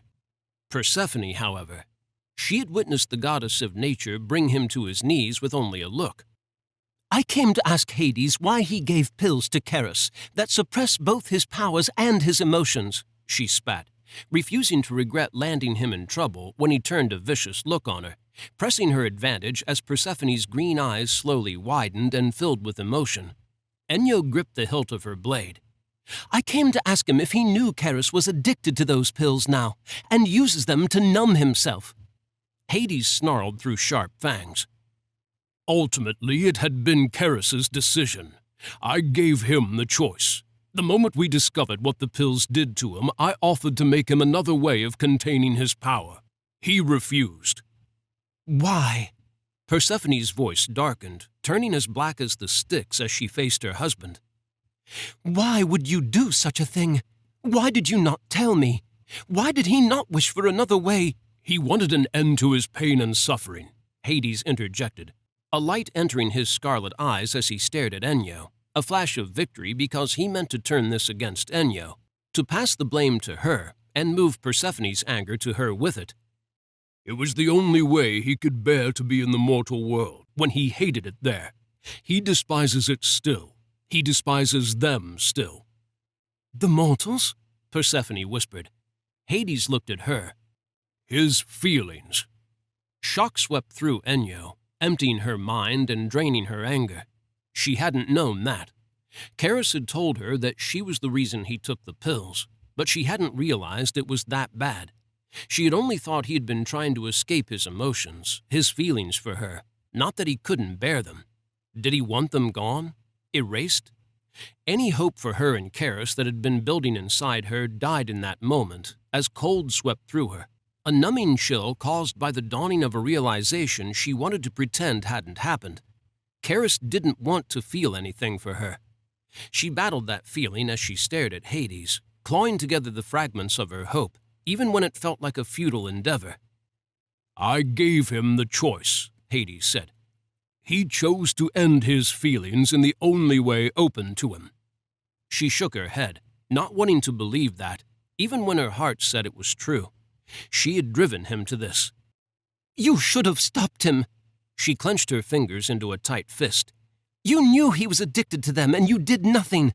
You should have done something. Hades narrowed his eyes on her, his face a black mask. You should have done something. 2 centuries he has been in that world, a world you could enter, and you chose not to see him." Persephone threw her hands up, had Enyo's and Hades' gaze leaping to her. "I am done with this. I am done with both of you."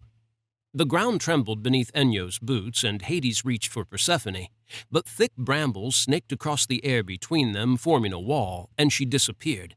Hades turned a vicious snarl on Enyo. She braced herself. He sighed, gazed at the wall of brambles as they slowly died and crumbled, the crimson fading from his eyes. "It is because of you that he started taking the pills." His low voice swept around her, had her tensing again in case he did attack her. But when he continued, his tone softened in time with his expression. His pale blue eyes held a shadow of vulnerability as he reached a gauntleted hand out to the dead brambles, and they turned to dust that coated his claws. "It is because of you that he will stop taking them." His gaze slid to meet hers. "You need to guide him now and give him strength. Take care of him in his troubled times. I need you to bring my son back to me." The vulnerable edge his eyes held grew as his tone softened further, reached into her and tugged at her heart. "Can you do that? I ask you as an equal, not a god or anyone above you. I ask you as a father. Bring Keras back to me." "I tried. I truly tried. It has not been easy on me knowing what has happened to him and being powerless to stop it." Enyo nodded, willingly accepted the burden he placed on her shoulders because of the faith he showed in her and the love that beat in her heart for his son. She wouldn't fail him. She took one last look into his eyes, seeing the pain there, the unguarded emotions that touched her, that told her he truly regretted what had happened to Keras and how deeply he needed her to make things right, to free his son of his addiction. She had wanted Hades to pay for what he had wanted him to suffer as Keras had. And he had. He was. He had been suffering along with Keras for 2 centuries. She could see that now. She teleported, returning to the gate that would take her to Mount Olympus, and ascended the invisible steps that led her up onto the horizontal shimmering rings that rotated lazily a few feet above the black ground. She focused on her mission as she reached the central violet disk and sank into the gate as she passed through the link between the 2 realms, and teleported again the moment she emerged, transporting herself back to Tokyo, straight to Keras' room. Persephone kneeled in the spot where she had been beside Keras, her green gaze locked on his peaceful face. Outside the room, the seasons were in disarray, time racing to accommodate the goddess's presence in this world. Late autumn and early spring warred, blooms attempting to open and buds sprouting even as the red leaves of the maples dropped from the trees to spin down through the air to rest on mossy boulders and the surface of the pond. "I cannot remain long," Persephone whispered, a pained look on her face as she stroked Keras' brow, clearing his black hair from it. "Why did he not tell me?" Tears tracked down her ashen cheeks. "Why did you not tell me?" Persephone's pain became a palpable thing as she murmured those words to her son, stirring the guilt inside Enyo again. She hadn't meant to hurt the god queen, had only thought to hurt Hades and make him pay for what he had done. Now she had caused a rift between Hades and Persephone, and had deeply hurt the goddess. Enyo moved to Keras' other side as he shuddered, as he arched off the bedding and his face contorted, sweat dotting his brow and causing a sheen across his bare chest as he writhed. She pressed her palm to the center of his chest, keeping him in place. He growled and snapped fangs, and she looked across at Persephone, seeking her help. Persephone smoothed her fingers down his cheek, a slow caress that she repeated. Her emerald eyes glittered with unshed tears as she leaned over him, as she brushed her palms from his face to his neck and over his chest. Wherever she touched, the bruises and cuts from Enyo's rooftop fight against him healed. Enyo could feel the love Persephone held for her son as she quietly, calmly worked to heal him. It flowed through the room, embracing her too, making her long to have known such love for herself. When all the cuts were gone, leaving perfect, unmarked skin behind, Persephone feathered her fingers down to his wrist. They stopped on the bracelet, and she looked across at Enyo. Did you do this? Enyo nodded, her gaze drifting to Keras as sorrow and guilt hollowed out her insides. Had her heart growing heavy as she wondered whether she could save him, as Hades had asked. As if she knew her thoughts, Persephone whispered, What did Hades say after I left? Did he ask something of you? Enyo dipped her head again. And will you do it? She glanced at Persephone, feeling the weight of what she was asking, just as she had when Hades had made his request. I will do all I can for him, because I love him, and I should have told him that many centuries ago. Tears burned the backs of her eyes. Persephone shifted her left hand and placed it over hers where it rested on Keras's chest, above his heart. She slipped her fingers around Enyo's hand and lightly squeezed it. I ask the same thing of you, Enyo. It is only you who can help him now. Do all you can to ease his pain and see him through this. The mortal world needs him. The underworld needs him. Enyo swallowed thickly and managed a small nod. It was the right thing to do, Persephone murmured. You were here with him at last, and he was still taking the pills. It was a small comfort to Enyo, enough to lift her spirits and give her strength. Keras stirred, groaning low in his throat. Persephone lifted his hand and kissed it as she slipped a new limiter around his wrist, her lips pausing there, and then she disappeared. Outside, the season settled, flowers dying as late autumn finally took hold again. Keras's eyelids fluttered, and for a painful heartbeat, Enyo thought he would wake, but he remained asleep. She leaned over, cleared his hair from his forehead, and kissed it. Sleep. Rest. He moaned softly and rolled his head towards her. She stroked his cheek. Time trickled past, the hours blurring as she tended to him, as she watched over him and bathed his forehead, keeping him cool as he began to burn up. Megan and Miranda brought her a fresh bowl of water and more cloths and towels, taking the old ones with them. The sun dipped below the horizon again, and the world fell quiet, peaceful. Keras suddenly jacked up off the bedding and twisted to his left, and she teleported in a heartbeat, lifted the only thing she had available as he retched. He emptied his stomach in the bowl of water, thankfully nothing more than a mouthful coming up. Escher appeared behind her. He's sick. You didn't tell me he was sick. He was only just sick, she snapped, and then issued him an apologetic look as he glared at her. It is to be expected. Keras had held her hair from her face when she had vomited for 3 days straight. He slumped back onto the bedding, still out cold. She wished she had been unaware of vomiting everywhere like he was. She still thought about it at times, shame sweeping through her together with embarrassment whenever she did. Escher disappeared, and when he came back, he had an armful of buckets. He set them down by Keras's head and gave her a pointed look, and she had to wonder. Was he bringing buckets because he was concerned about Keras's welfare, or because he was concerned about his brother being sick all over the tatami mats? Aiko appeared behind him, took one look at Keras as he writhed on the bedding, and said, I will get some water. Enyo nodded her thanks. Cassandra brought a fresh bowl of water together with a bundle of herbs and a dish.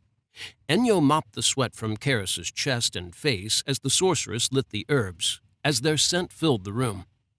They should help bring down his fever, Cassandra said with an understanding smile. I will look for something that might help with the other effects. Enyo's throat felt too tight to speak and thank her for her help as Keras launched towards the nearest pail. She grabbed it for him and held it, guilt tangling tightly around her heart as he retched. His shoulders shook as he clutched the bucket, as he lingered over it, breathing hard and muttering things. She did her best not to listen to his jumbled words, because she feared what she might hear. Cass left them. Enyo sat with Keras, stroking his back, pouring her love onto him and not holding any back. She tended to him through another long night, into the pale hours of morning. A familiar deep voice came from the other room. Ares was awake. She was glad to hear it, that the brothers would have some good news to tide them over while she tended to Keras. She listened to Megan insisting that he rest, fussing over him with warm words filled with love. Enyo was also glad that Megan didn't tell him about what she had done to Keras. If there was a brother who would really confront her about it, it was Ares. He was fiercely protective of all his brothers, especially Keras. The mansion fell quiet again. Keras fell quiet too. She stroked his brow, frowned as she noticed something. His color was returning. He was looking brighter. She tensed as a sensation shot through her, like someone yanking on her insides. Her brother was summoning her. She cursed him. She didn't want to leave Keras, not when he was starting to look better. She wanted to be here when he woke, so he could see that she had stayed with him, that she had been the one to look after him and help him through this initial phase of his withdrawal. The summons came again, practically tugging her forwards. She braced her hands against her knees to stop herself from moving and sighed as she realized something. She had to go. If she didn't go to Olympus and see what he wanted, he would be furious, would probably come here and take her home by force and punish her when she got there. She didn't need to find herself shut in the lightless cell beneath her home, kept there for weeks until she was ready to beg to be let out, willing to do anything to achieve freedom. She needed to be here with Keras, so she would go now so she could return as quickly as possible. She dropped another kiss on his forehead, lingered a moment, and disappeared in a swirl of white-blue smoke. Deeply aware her brother knew she had disobeyed his orders not to come to the mortal world, and not only that, but she had entered the underworld without his permission and confronted Hades. The basement cell beckoned. She knew it in her heart. Only this time, he would keep her locked up forever. Chapter 12. Fire. It consumed him, ate the flesh from his aching bones, made them hurt too. Keras shifted restlessly, trying to escape the flames, seeking the comforting cool touch that had been with him, had been keeping the inferno at bay. Liquid fire scoured his throat and his insides, dried his mouth out, and had him fumbling, desperate for water, something to quench the fire. But the cooling presence that had been with him was gone. A shudder racked him. Sweat slicked his skin, and he shoved at the covers, pushing them down his body. Chilly air washed over his overheating flesh, bliss that he savored as pain devoured him. He tried to lift his hand to his throat. It trembled and shook, every bone and tendon in it aching as it fell back to his stomach. Keras lay there, trapped by weakness, too tired to even open his eyes. He drifted on a dark, turbulent ocean, rocked by each wave that crashed over him, in danger of falling back into the endless abyss beneath him. He mustered his strength, refusing to let the weakness win, to allow that black abyss to swallow him again. Acid burned his throat, and he swallowed it back down, regretted it when it only made it worse, spreading the hot, sharp feeling in his stomach. He blindly reached around him, his entire body quaking as he struggled to move his arm, to convince his body to follow his orders. His wrist knocked against something. It tumbled and fell with a soft clunk, and cool liquid washed over his skin. Keras muttered a vicious curse, gathered his strength again, battled the weakness, determined to win. He was done with this. He was strong, a god, the firstborn of Hades, and he had shamefully allowed himself to be vanquished by nothing more than a pill. Keras grimaced as he managed to open his eyes, as his lids scraped like gravel over them. His blurry vision painted the world in somber hues of black and gray. He blinked to clear it, grateful when the action made his eyes water, washing away the gritty feeling. His gaze fell to his wrist and the spilled glass. He frowned, struggled to focus. When his vision cleared, his frown deepened. A bracelet he didn't recognize encircled his wrist, a delicate weave of black, silver, and gold, knotted together to form a band no more than a few millimeters wide. It was beautiful, had an ache forming behind his breast for some reason, a yearning for that comforting, cool touch that had been with him. Enyo. He focused on that band, his entire body relaxing into the damp bedding as he felt the power in it, soothing the raging beast of his, taming it. He sighed. His stomach cramped and he clutched it with his other hand, waiting for the need to vomit to hit him again, sure it was a result of the massive come-down he was on. Only it growled again, and when he drew a breath in the hope of calming it and stopping himself from retching, he smelled food. Not sickness then. Hunger. Keras gathered his strength again and grunted as he tried to push himself up, as his arm gave out beneath him and he sank back onto the bedding. He took stock of his condition and his surroundings as he waited for a wave of nausea to pass, as his rebellious body shook again and sweat beaded on his brow. Not good. He grimaced at the buckets that were set in the neat line to his left. Payback. Ennio had hated him seeing her in the throes of shaking her addiction to ambrosia. Now she had witnessed him going through the same, and he didn't want to think about how many times he might have vomited in front of her, or the things he might have said in the grip of delirium. He was soul-deep aware he had said things, though. He managed to lift his arm and draped it across his eyes, shutting the world out and praying that she didn't think less of him. His stomach cramped again, heat shooting through his veins in response. Not hunger this time. He denied the rampant need that filled him, fighting the urge to reach for his trousers, to seek the box that would erase the feelings that were flooding him. His other hand dropped to his hip anyway, revealing something.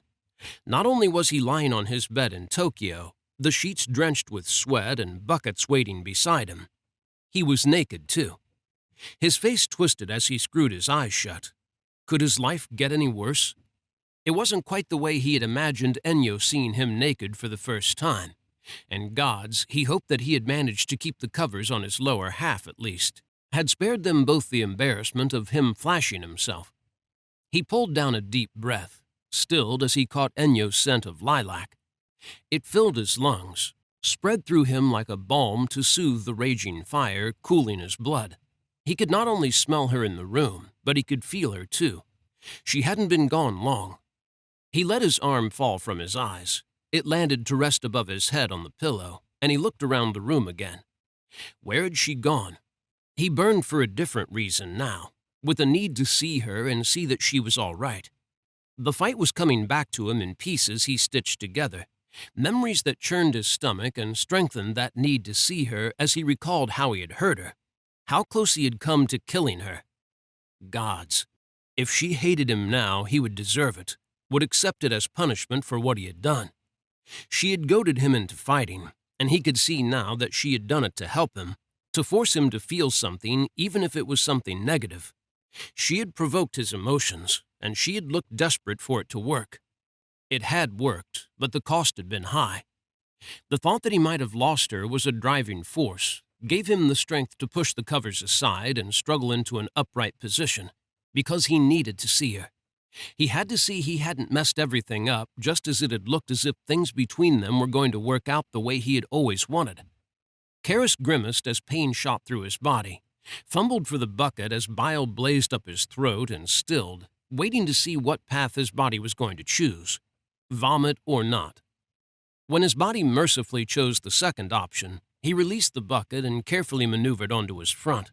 He crawled for a few steps, not trusting his legs, but the progress was slow and infuriating, and he pushed onto his feet. Regretted it when he ended up stumbling forwards, hitting the wall by the chair near his dresser, and slid down it to land on his backside. He flinched at the roughness of the tatami mats against his bare flesh. Still, it could have been worse.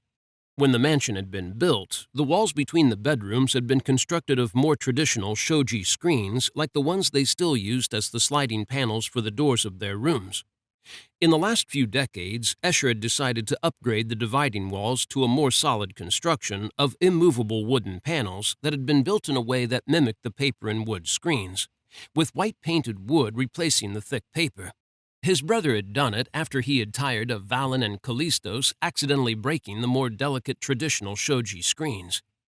Something Keras would have done if Escher hadn't upgraded the one that divided his bedroom from Ares.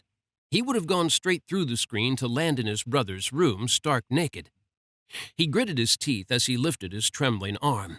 He slapped it down on the pile of clothes on the chair, and his strength failed him. Had his arm falling towards his lap, dragging all of his clothes down with it. He picked his boxers from the pile and wrestled them on, grabbed the seat of the chair and used it to haul himself onto his feet. He leaned against the wall beside it as he fumbled with his black robe, his breath sawing from him as his muscles protested, arms aching and shaking. When he had won his battle against it, he eyed the walkway beyond the open door of his room and the sunlit garden. Keras sucked down a breath and then another, pushed off. The first few steps went well, but then the confidence they gave him became his downfall. He tried to move too quickly, ended up almost tripping over his feet as he staggered forwards, fighting for balance and bracing himself for a fall. Rather than hitting the wooden planks of the walkway or falling into the courtyard garden, he hit the post that supported the roof, sagged against it as he breathed hard. He gave himself a moment to recover and then forced himself to move, shuffling from post to post, pausing at each one that brought him closer to the kitchen. The smell of food grew stronger, had his stomach gurgling nonstop. He hoped it was only Escher in the kitchen, or perhaps Cal. When he reached the wall of panels that blocked his view of the living area and crossed the short span of decking to the one that had been pushed back in front of him to form a doorway, he froze. Everyone was in the dining side of the long rectangular room. He grimaced. Megan rushed over to him despite being heavily pregnant, and his eyes widened to match hers. Merrick stepped to him before Megan could reach him, placed his arm around Keras's waist to support him, and muttered, "You should have called for one of us." Keras wasn't sure what to say to his brother. He wasn't sure what to say to any of them. The guilt was swift to come, though, to close his throat and fill him with an urge to turn away, to leave them to eat in peace and not be a burden on them. He didn't deserve the concern that showed on all their faces, not after the things he had done or the way he had acted. Another emotion rose to swamp him as he spotted Ares coming to take hold of Megan's shoulders. Relief. It was good to see his brother on his feet again. So good that Keras's eyes burned and warmth rushed through him, stirring up feelings that had him laboring for breath as they poured over him, as he struggled against the onslaught of them, fighting to breach the surface so he wouldn't drown in them. "I can heal you if you need it," Megan said. "No." Keras choked the word out and cursed as those feelings grew stronger in response to her kindness, as they came dangerously close to pulling him under. He stared into her chocolate eyes and gritted his teeth as he remembered how he had treated her, how close he had come to hurting her. He couldn't let her heal him. Wasn't even sure she could heal this for him. He wasn't willing to risk finding out. Healing his kind drained her, and he wouldn't risk her unborn child. He reached a shaking hand out and laid it on her stomach, feeling the baby there. Life. So small and precious. And she would risk it to help him. He closed his eyes as emotions overcame him, a combination of guilt and a deep and humbling sense of gratitude. She honored him. Tears lined his lashes and his nose burned as he lowered his head, as he battled to break the surface again so he could breathe. He knew he could never make up for the things he had done, or the person that he had been, but he was going to try. He was going to face whatever lay ahead of him. It wasn't over yet. There was still a long way to go before he was in the clear and free of his addiction, before he learned how to handle life without his pills. "I'm sorry," Megan whispered. He opened his eyes and fixed them on hers as she rubbed her belly on either side of his hand. "Why?" He frowned at her, confusion washing through him, sure he had missed something. "I don't know." She gave a little shrug and her face crumpled. "You just look so—" Keras managed a smile. "You did nothing wrong. It was I who did so much wrong." Those last words leaked from him as he looked at all his brothers where they had gathered before him, around him. Shame devoured him. A sense of honor humbled him.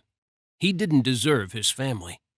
He looked at each of his brothers in turn, at the women who stood beside them, and then settled his gaze on Ares.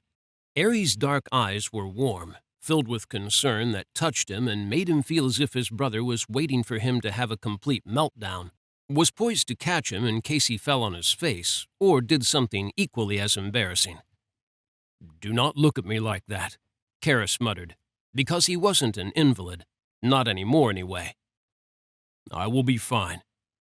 But if you can, send a message to your protector. I would appreciate it." Ares' tawny eyebrows met in a quizzical look. "Why?" Keras glanced at the favor mark that peeked out from beneath the tight sleeve of Ares' black t-shirt, the tribal shield design a few shades darker than his skin. "I know Enyo is with her brother, and he worried that he wouldn't see her again. And I wish to thank her." The room erupted and he grimaced as his ears ached, flinched away as his brothers argued with him and with each other, most of them against Enyo and only a few of them for her after what she had done. He lowered his head as it ached, the noise grating viciously in his ears, his heart drumming faster as a need to lash out at his brothers built inside him, coaxing the darkness towards the surface. Ava beat him to it, her Italian accent sharpening her words to a blade as she snapped, "Shut up, Stronzi!" Keras lifted his head, found not only Ava in front of him, but Katerina and Megan, too. And Cassandra, Aiko, and Mirinda looked ready to join their side in the fight, all of them glaring at their men. Megan turned to him. "I'll give the message to Ennio. Ares will do what I want." Megan didn't miss a beat even when Ares arched an eyebrow at her and tried to interject. "Ennio did the right thing, even if these idiots don't think so. And she stayed with you the whole time. She even brought your mother here for you. I doubt she wanted to leave, so I will go and tell her brother Ares that you're grateful, and you want her back." Keras stared at her, and fear got the better of him, was too powerful for him to master in silence. "I do not think she will come back." Megan smiled. "Of course she will." Keras would have killed to have her confidence. She peered over her shoulder at Ares. "Take me to wherever this Ares is." Ares huffed. "Mount Olympus, and we're not usually welcome there, and neither are mortals." Megan planted her hands against her hips and huffed right back at him. "Well, heck, I'm going and they can try to kick me out. I'm not just any mortal. I'm the mother of Hades' granddaughter." She was so feisty that Keras couldn't hold back a genuine smile. He had never realized how strong and brave she was. A few of his brothers looked close to tearing up as their gazes locked on him. He scowled at them all, daring them to mention anything about his smile, or how he was emotionally all over the place. They all just smiled right back at him. Except Ares. He sighed and muttered, "I'll get into trouble for this." He took hold of Megan's hand and pulled her to him, wrapped her in his arms and held her close as he gazed down at her, his dark eyes warming with love and his voice dropping to a soft whisper. "I'll try to be more gentle this time." He disappeared in a swirl of black smoke. Keras stood there, aware of his brothers as they stared at him, as a tense silence fell. He tried to think of something to say as he slowly pulled himself together, as he conquered the emotions that had him feeling he was on a roller coaster, up one moment and down the next, never knowing what was going to happen next. Escher stared hardest at him. Keras cleared his throat. "Something smells good." Seconds stretched until each felt like a minute. Finally, Diamond grumbled, "Figured you'd be hungry when you woke."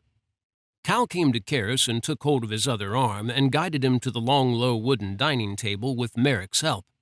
Valen was kind enough to gather so many cushions that Keras's seat looked like a padded cell, but he didn't pick his brother up on the fact he clearly felt Keras was in danger of breaking himself. Merrick helped him down into his padded cell. There was just enough room for him to sit wedged between the cushions. If he had wanted to move, he wouldn't have been able to. Valen looked pleased about that as he sank into his own seat opposite Keras, and Ava joined him, still looking irritated with him and Keras's brothers. Cal set a glass of water in front of him and placed a pitcher nearby. "You look like you might need this." He did. He clutched the glass in both hands, not trusting his strength, and did his best not to reveal how much they were shaking as he carefully lifted it to his lips.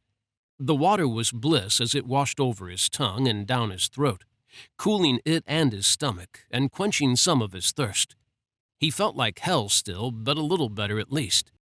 Keras fought for something else to say, something that would get the conversation flowing or stop his brothers from watching him like hawks. Nothing came to him. His mind was occupied, tied up in thoughts of Ennio. He wanted to see her again. Would she come back? Megan thought so. Keras? He feared she wouldn't. Felt sure he would never see her again. Chapter 13.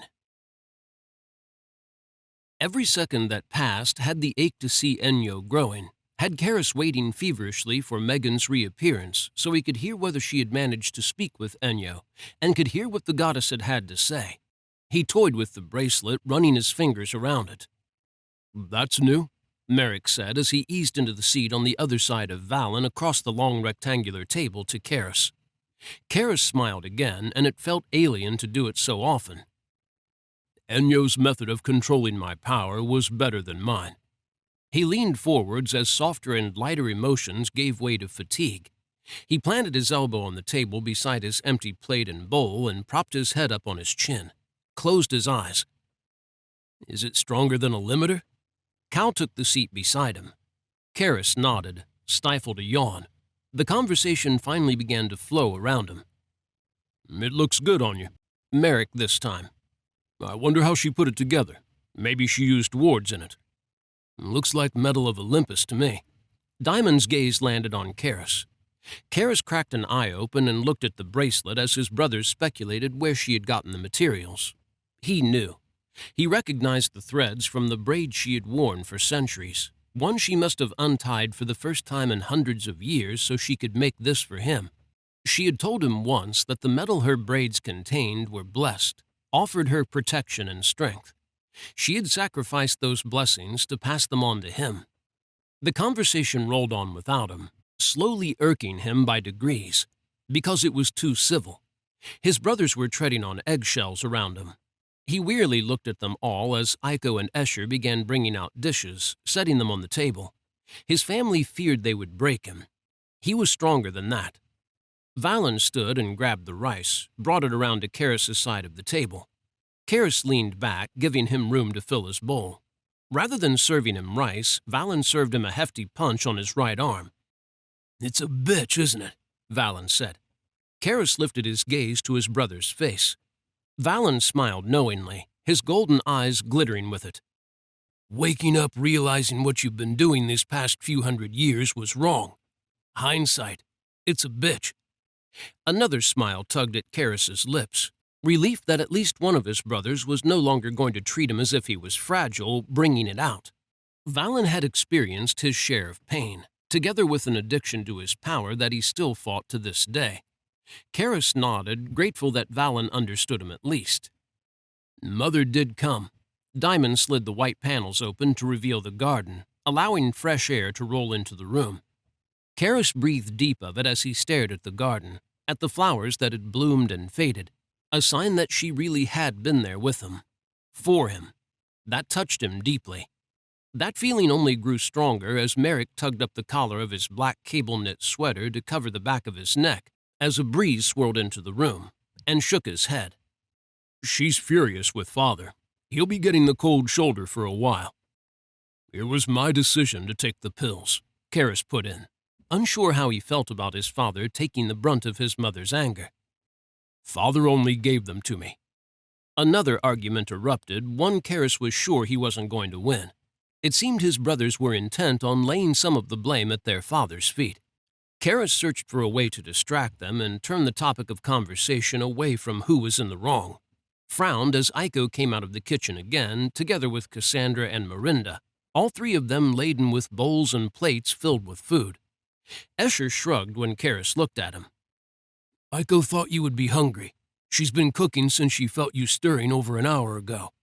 Keras stared at the overflowing table as the women finished finding spaces for all the different dishes.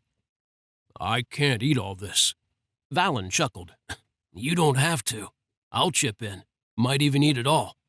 Cal glared at him and shoved him in the hips, pushing him away as he reached out with chopsticks, aiming for the strips of beef. Not if I get there first. I'm starving. No one has eaten properly since we brought you home. Escher sank into the seat at the head of the table and scooped rice into his bowl. Keras noticed how careful he was to avoid saying since Keras had gone cold turkey. He watched as they piled food onto his plate and filled his bowl, wanting them to find the courage Valen had and confront him. He wanted them to get their real feelings out in the open and tell him that he had majorly messed up. He knew he had. Maybe they knew that, and that was the reason none of them were saying anything about it. They knew they didn't have to say a word for him to see that he had been out of line. And an idiot. He picked at his food, enjoying the light conversation that flowed around him, hoping no one would notice how he struggled to feed himself. Cutting beef took a Herculean effort, and he fumbled with his chopsticks the one time he tried to use them, ending up having to switch back to a knife and fork. Cal glanced at him but said nothing.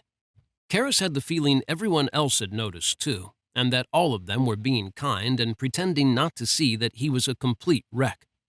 When Cal went back to talking to Miranda, Keras looked out of the corner of his eye at his youngest brother. Guilt stirred again, making him nauseous and putting him in danger of losing what little food he had managed to eat. Cal never should have been left with him. He had never been fit to be in charge, not of any of them. Not since the moment he had set foot in the mortal world. All he had done was place Cal and the others in grave danger at every turn. His appetite disappeared, and he rested the tines of his fork on the edge of his plate and stared at his food, remorse pressing heavily on his chest. Everyone continued eating, but he knew they were looking at him. He fought to find the words again, only he wasn't sure what to say to make it all better, to apologize for everything he had done, and how he had failed them all. Familiar power swept around him, had his head jerking to his right and his fork tumbling from his grip as his heart clenched. Enyo appeared there in a swirl of white-blue smoke, her long black hair flowing around her shoulders, blending with the black of her chest piece. She hesitated. Her jade-green eyes held his, the long black lashes that framed them sparkling with what looked like tears. "I got your message." Her voice was small, lacking confidence, a balm to his heart as it caressed his ears. She fidgeted with the bottom of her breastplate, where the ornate silver edging met the strips of leather that formed a skirt around her hips. "My brother was causing a ruckus about a mortal showing up on his doorstep. Apparently, Megan refused to leave until she saw me. My brother came and brought me to her, and Megan told me what you said." Darkness curled through Keras's veins as he gazed at Enyo, as he felt deep in his soul that those tears on her lashes were about more than the fact he had sent a message to her. He could read between the lines. Her brother had been angry with her because she had come to him, had probably wanted to keep her locked in the house again, forcing her to remain there against her will. He wanted to kill her brother for that. That feeling ebbed away, another one rushing in to replace it as Megan appeared with his brother Ares, beaming up at him as he glowered at her. Gratitude. Not only had she brought Enyo back to him, but she had more than likely saved her from her brother's wrath. "Told you I'd be peachy." Megan snuggled up to Ares' side, obviously trying to soften him up and failing, judging by the black look on his brother's face. "Antagonizing the god of war is not wise, sweetheart. Demanding he let Enyo come for a visit was akin to suicide. You're lucky you're in one piece." He pushed her back and looked her over, clutching her shoulders. "I'll fucking murder him if he's upset you or the baby in the slightest. I mean it. You sure you're all good?" She nodded and rubbed her belly. "I'm starving, though."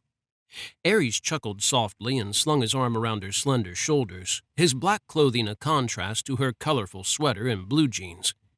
"Let's get you both fed." Keras returned his focus to Enyo and pushed the words out. "Thank you." Those words came from his heart, from his soul, and in part he was thanking her for coming back to him.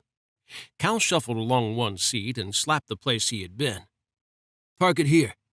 Enyo's right eyebrow rose, beautiful confusion crossing her face. "He means please sit down."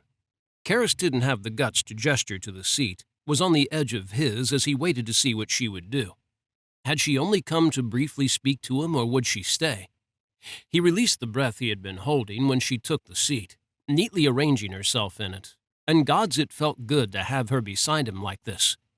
It felt even better when she took hold of the fork he had dropped and picked up the knife and cut his food for him, even going as far as feeding him. She made sure he had enough water, too, offering sips he gratefully took between bites of food. And all the while he was deeply aware of his brothers watching him from time to time. He let Enyo continue, savoring how she coddled him, refusing to feel weak because of it. He had seen his brothers being fussed over by their women, and had even been envious at times, so he wasn't going to stop her. If it alleviated her guilt, he was happy to let her do it. Eventually, his brothers and their women left the table, some of them drifting into the kitchen to tend to the dishes, while others filled the two cream couches in the TV area to his right. Cal turned the television on loud enough that it hurt Keras's ears. "Want a race?" Cal shoved Valen's knees with his foot and waggled a controller. "You've got to stop punishing yourself like this, kid." Valen snatched the controller and grinned at Cal. And suddenly everything felt so normal, as if nothing had happened. He watched his brothers as he sat at the dining table with Ennio, feeling warm to his bones again, but in a good way this time. Ennio shuffled a little closer to him, drawing his focus back to her, and he soaked up her company and how good it made him feel. "Are you all right?" He looked her over. Her eyes were brighter now, her tears gone. He ached to lift his hand and cup her cheek, to stroke his fingers across it as he drowned in her eyes. He burned to teleport to Olympus and find her brother, and destroy him. She nodded slightly, the barest dip of her chin, and her gaze strayed to beyond him, to Megan.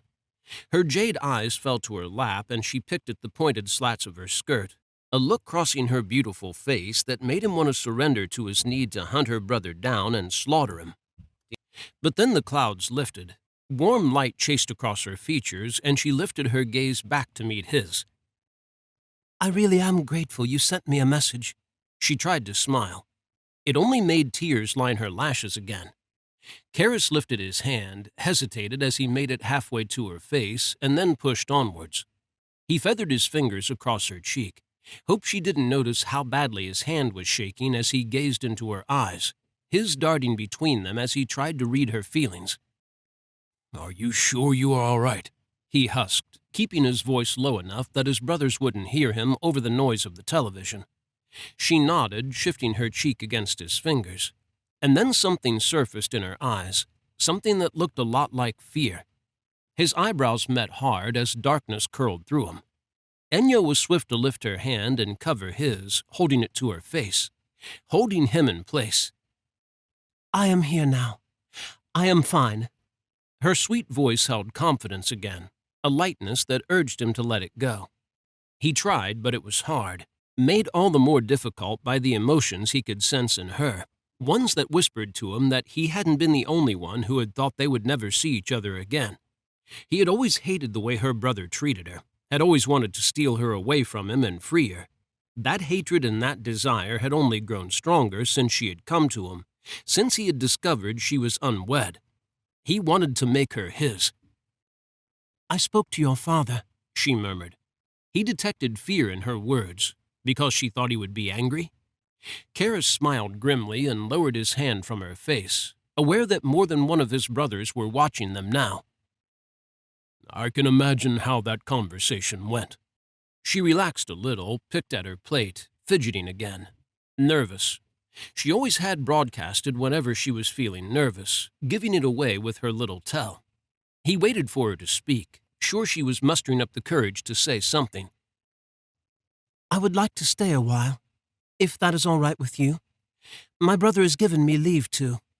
Her soft words washed over him, soothing parts of him while rousing rage in others, because he could also imagine how reluctant her brother had been to let her leave the house and come back to him. That need to pay a visit to her brother and teach him the error of his ways, to make him pay for the centuries he had sought to control her, grew stronger, as did the need that blazed deep in his soul, one that commanded him to break the invisible shackle her brother had placed around her neck, to set her free. If she was his, he wouldn't seek to control her, would let her do as she pleased. He wasn't sure he would be able to order her around and demand she obey him even if he wanted to. He was certain she could do that to him, though, and that he would obey her without question, would do anything she asked. Gods, that made him feel as if he was just like his father, wrapped around the little finger of the woman he loved. "I wouldn't want anything else in the world." He fought the rising emotions, trying to keep them level and battling the urge to seek a pill to calm them. He smiled, but it was forced this time. "I am not sure what company I will be, though." Ennio's brow furrowed as she canted her head and leaned forwards, gazing at his face. "You look tired. Perhaps you should sleep." He nodded and stifled another yawn. Sleep did sound good. Perhaps in sleep he could escape his emotions for a while and recover more of his strength, enough to deny the growing need for a pill. He stood with her assistance and ignored the whispered comments coming from his brothers as Ennio helped him around the dining table, leading him towards the walkway that ran around the courtyard. While he hungered for Ennio's touch and her nearness was wreaking havoc on him, he was in no fit state to be making moves on her as Valen had muttered to Cal. She helped him to his room and stopped him when he tried to move his bedding, a need to replace it with fresh pieces filling him. She rolled up the bedding for him, moving it to one side, and pulled the thin mattress and blanket someone had laid out beside his over in the middle of the room. Keras eased onto it, debating whether or not to remove his robe. It gaped at the front, exposing his bare chest, and the feel of Enyo's eyes on him lit his blood on fire. He looked up at her, heat rising inside him as she gazed at his chest, as she fidgeted and then her fingers nimbly undid the straps on one side of her breastplate.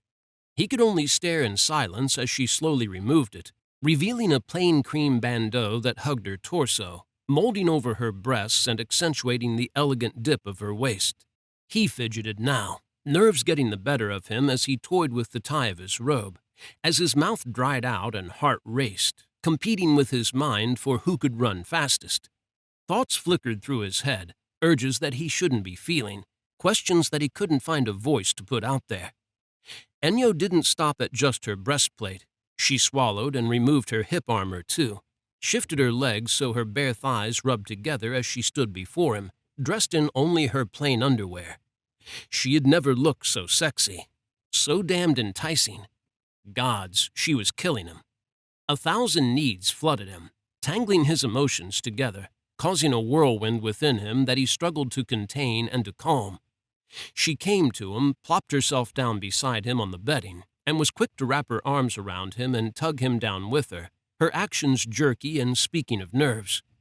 Nerves he felt in her as he settled with his head on her chest, as he breathed her in and stilled, relishing the way she held him to her, the way she sifted her fingers through his hair and teased the slightly pointed tip of his ear. His raging emotions calmed as she held him, as he relaxed by degrees and his body got the message that nothing was going to happen. This wasn't about sex. This was about comforting him, lending her strength to him, giving him what he really needed. Keras closed his eyes and sank into her embrace, let sleep roll over him as he held her too. It was too much, not enough. He fluctuated between those polar feelings as he tried to sleep, as he ran between feeling numb and overwhelmed, and cold and vulnerable and weak. Enyo seemed to sense it in him, drew the covers up over them and held on to him, warmed him with a soft caress that undid him. Definitely too much. He wrestled with his feelings in silence, waging war against them as they tried to consume him, flitting from one to the next, unable to cope with any of them. She held him closer, not smothering him but supporting him, and he cursed as tears fell, as everything got the better of him and overwhelmed him again, as he failed to control his feelings and they ran away with him. If Enyo noticed, she didn't say anything. She continued to hold him, and he felt as though her strength was pouring into him. Another wave hit him, stronger this time, and he weathered it, didn't try to fight it. He let it all wash over him, every turbulent and explosive feeling, giving in to them in the hope it would help him find balance, would help his body and his mind learn to cope with them again. Enyo weathered it with him, the rock he clung to in the tempest of his emotions. She murmured soothing things to him, seemed able to anticipate what was about to hit him, holding him closer and tighter in the times pain racked him and feelings threatened to rip him apart, and loosening her grip when the storm broke and calm rolled through him. Her fingers threaded through his hair as another wave passed, as he relaxed against her, fatigue rolling over him. This time, when his eyes slipped shut, sleep finally claimed him. His last thought as it washed over him was a wish, that Enyo would be there when he woke, that this wouldn't be another dream sent to taunt and torture him. Chapter 14. Keras strolled the garden, seeking some quiet and solitude, needing a moment away from everyone as he battled a fierce collision of emotions and tried to untangle them so they would fade away. He breathed deep as he wandered the path that wove between mossy boulders and flower beds, and enjoyed the cool sharpness of the air in his lungs, as he paused to admire one of the maple trees that had turned a stunning shade of crimson.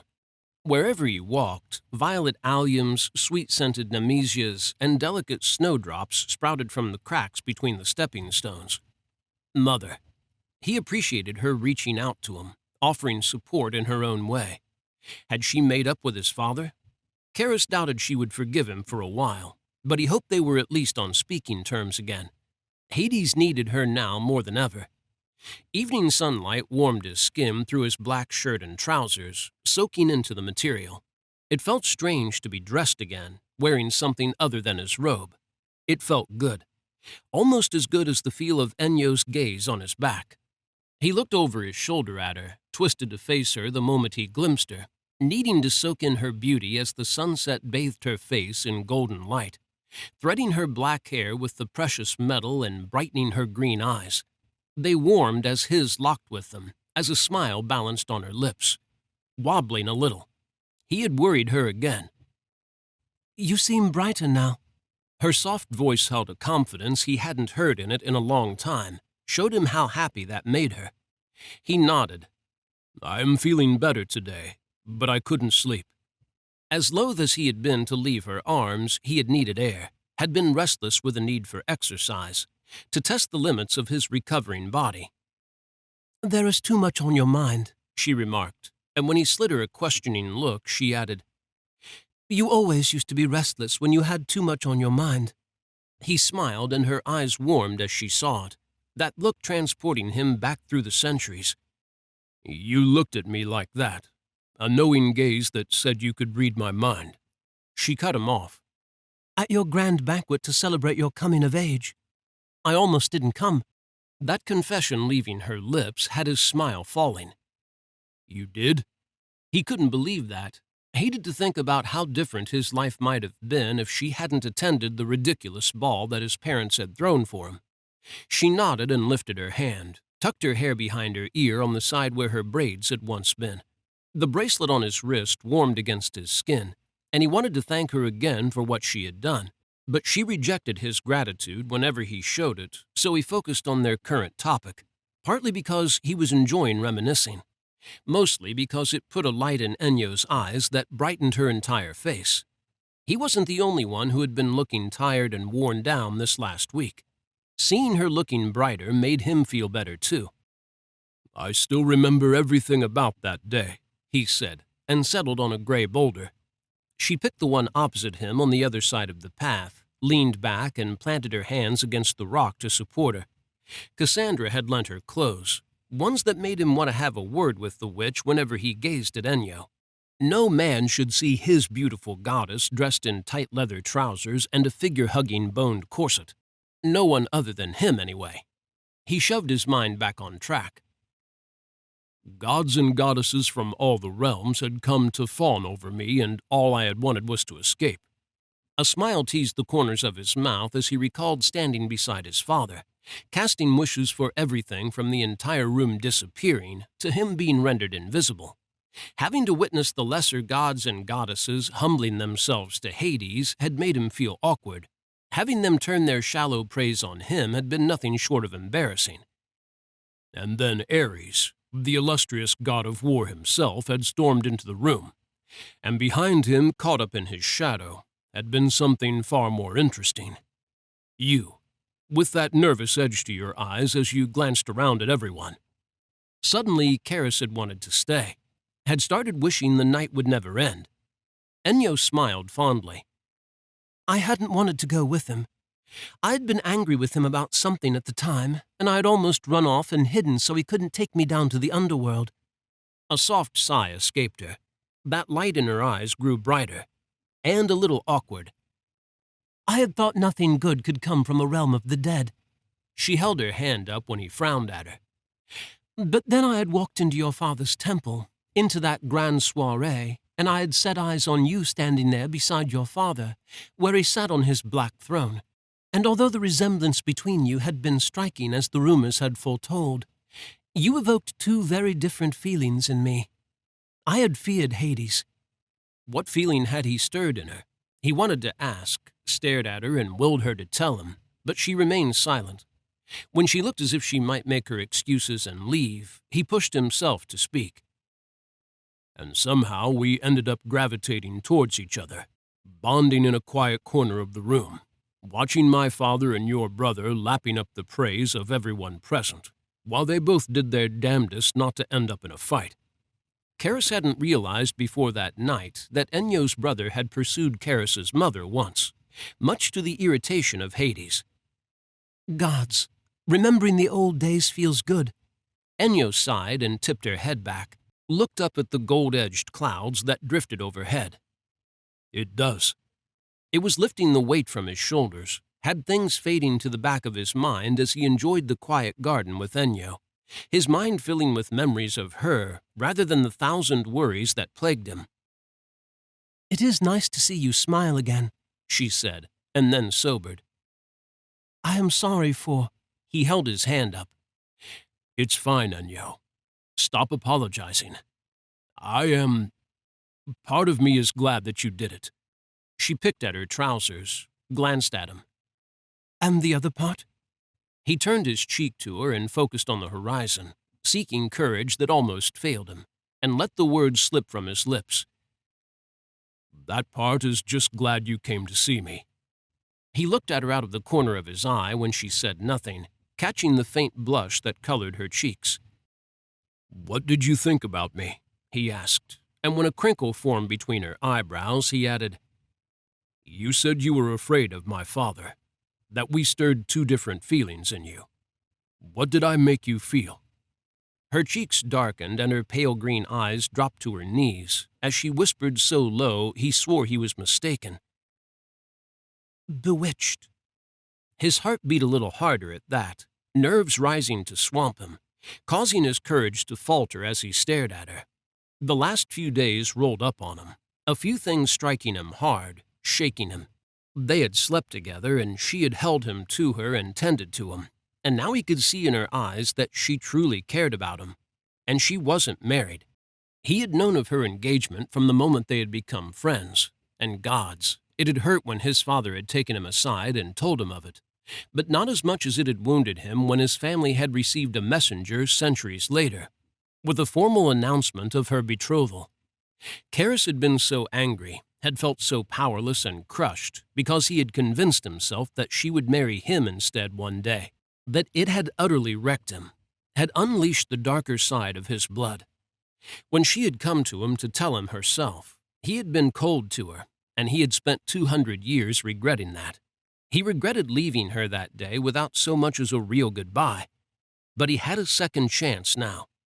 She was here, and they had both revealed more to each other in only a few days than they had in all the centuries they had been friends. This time, he wouldn't let her slip through his grip. She would be his.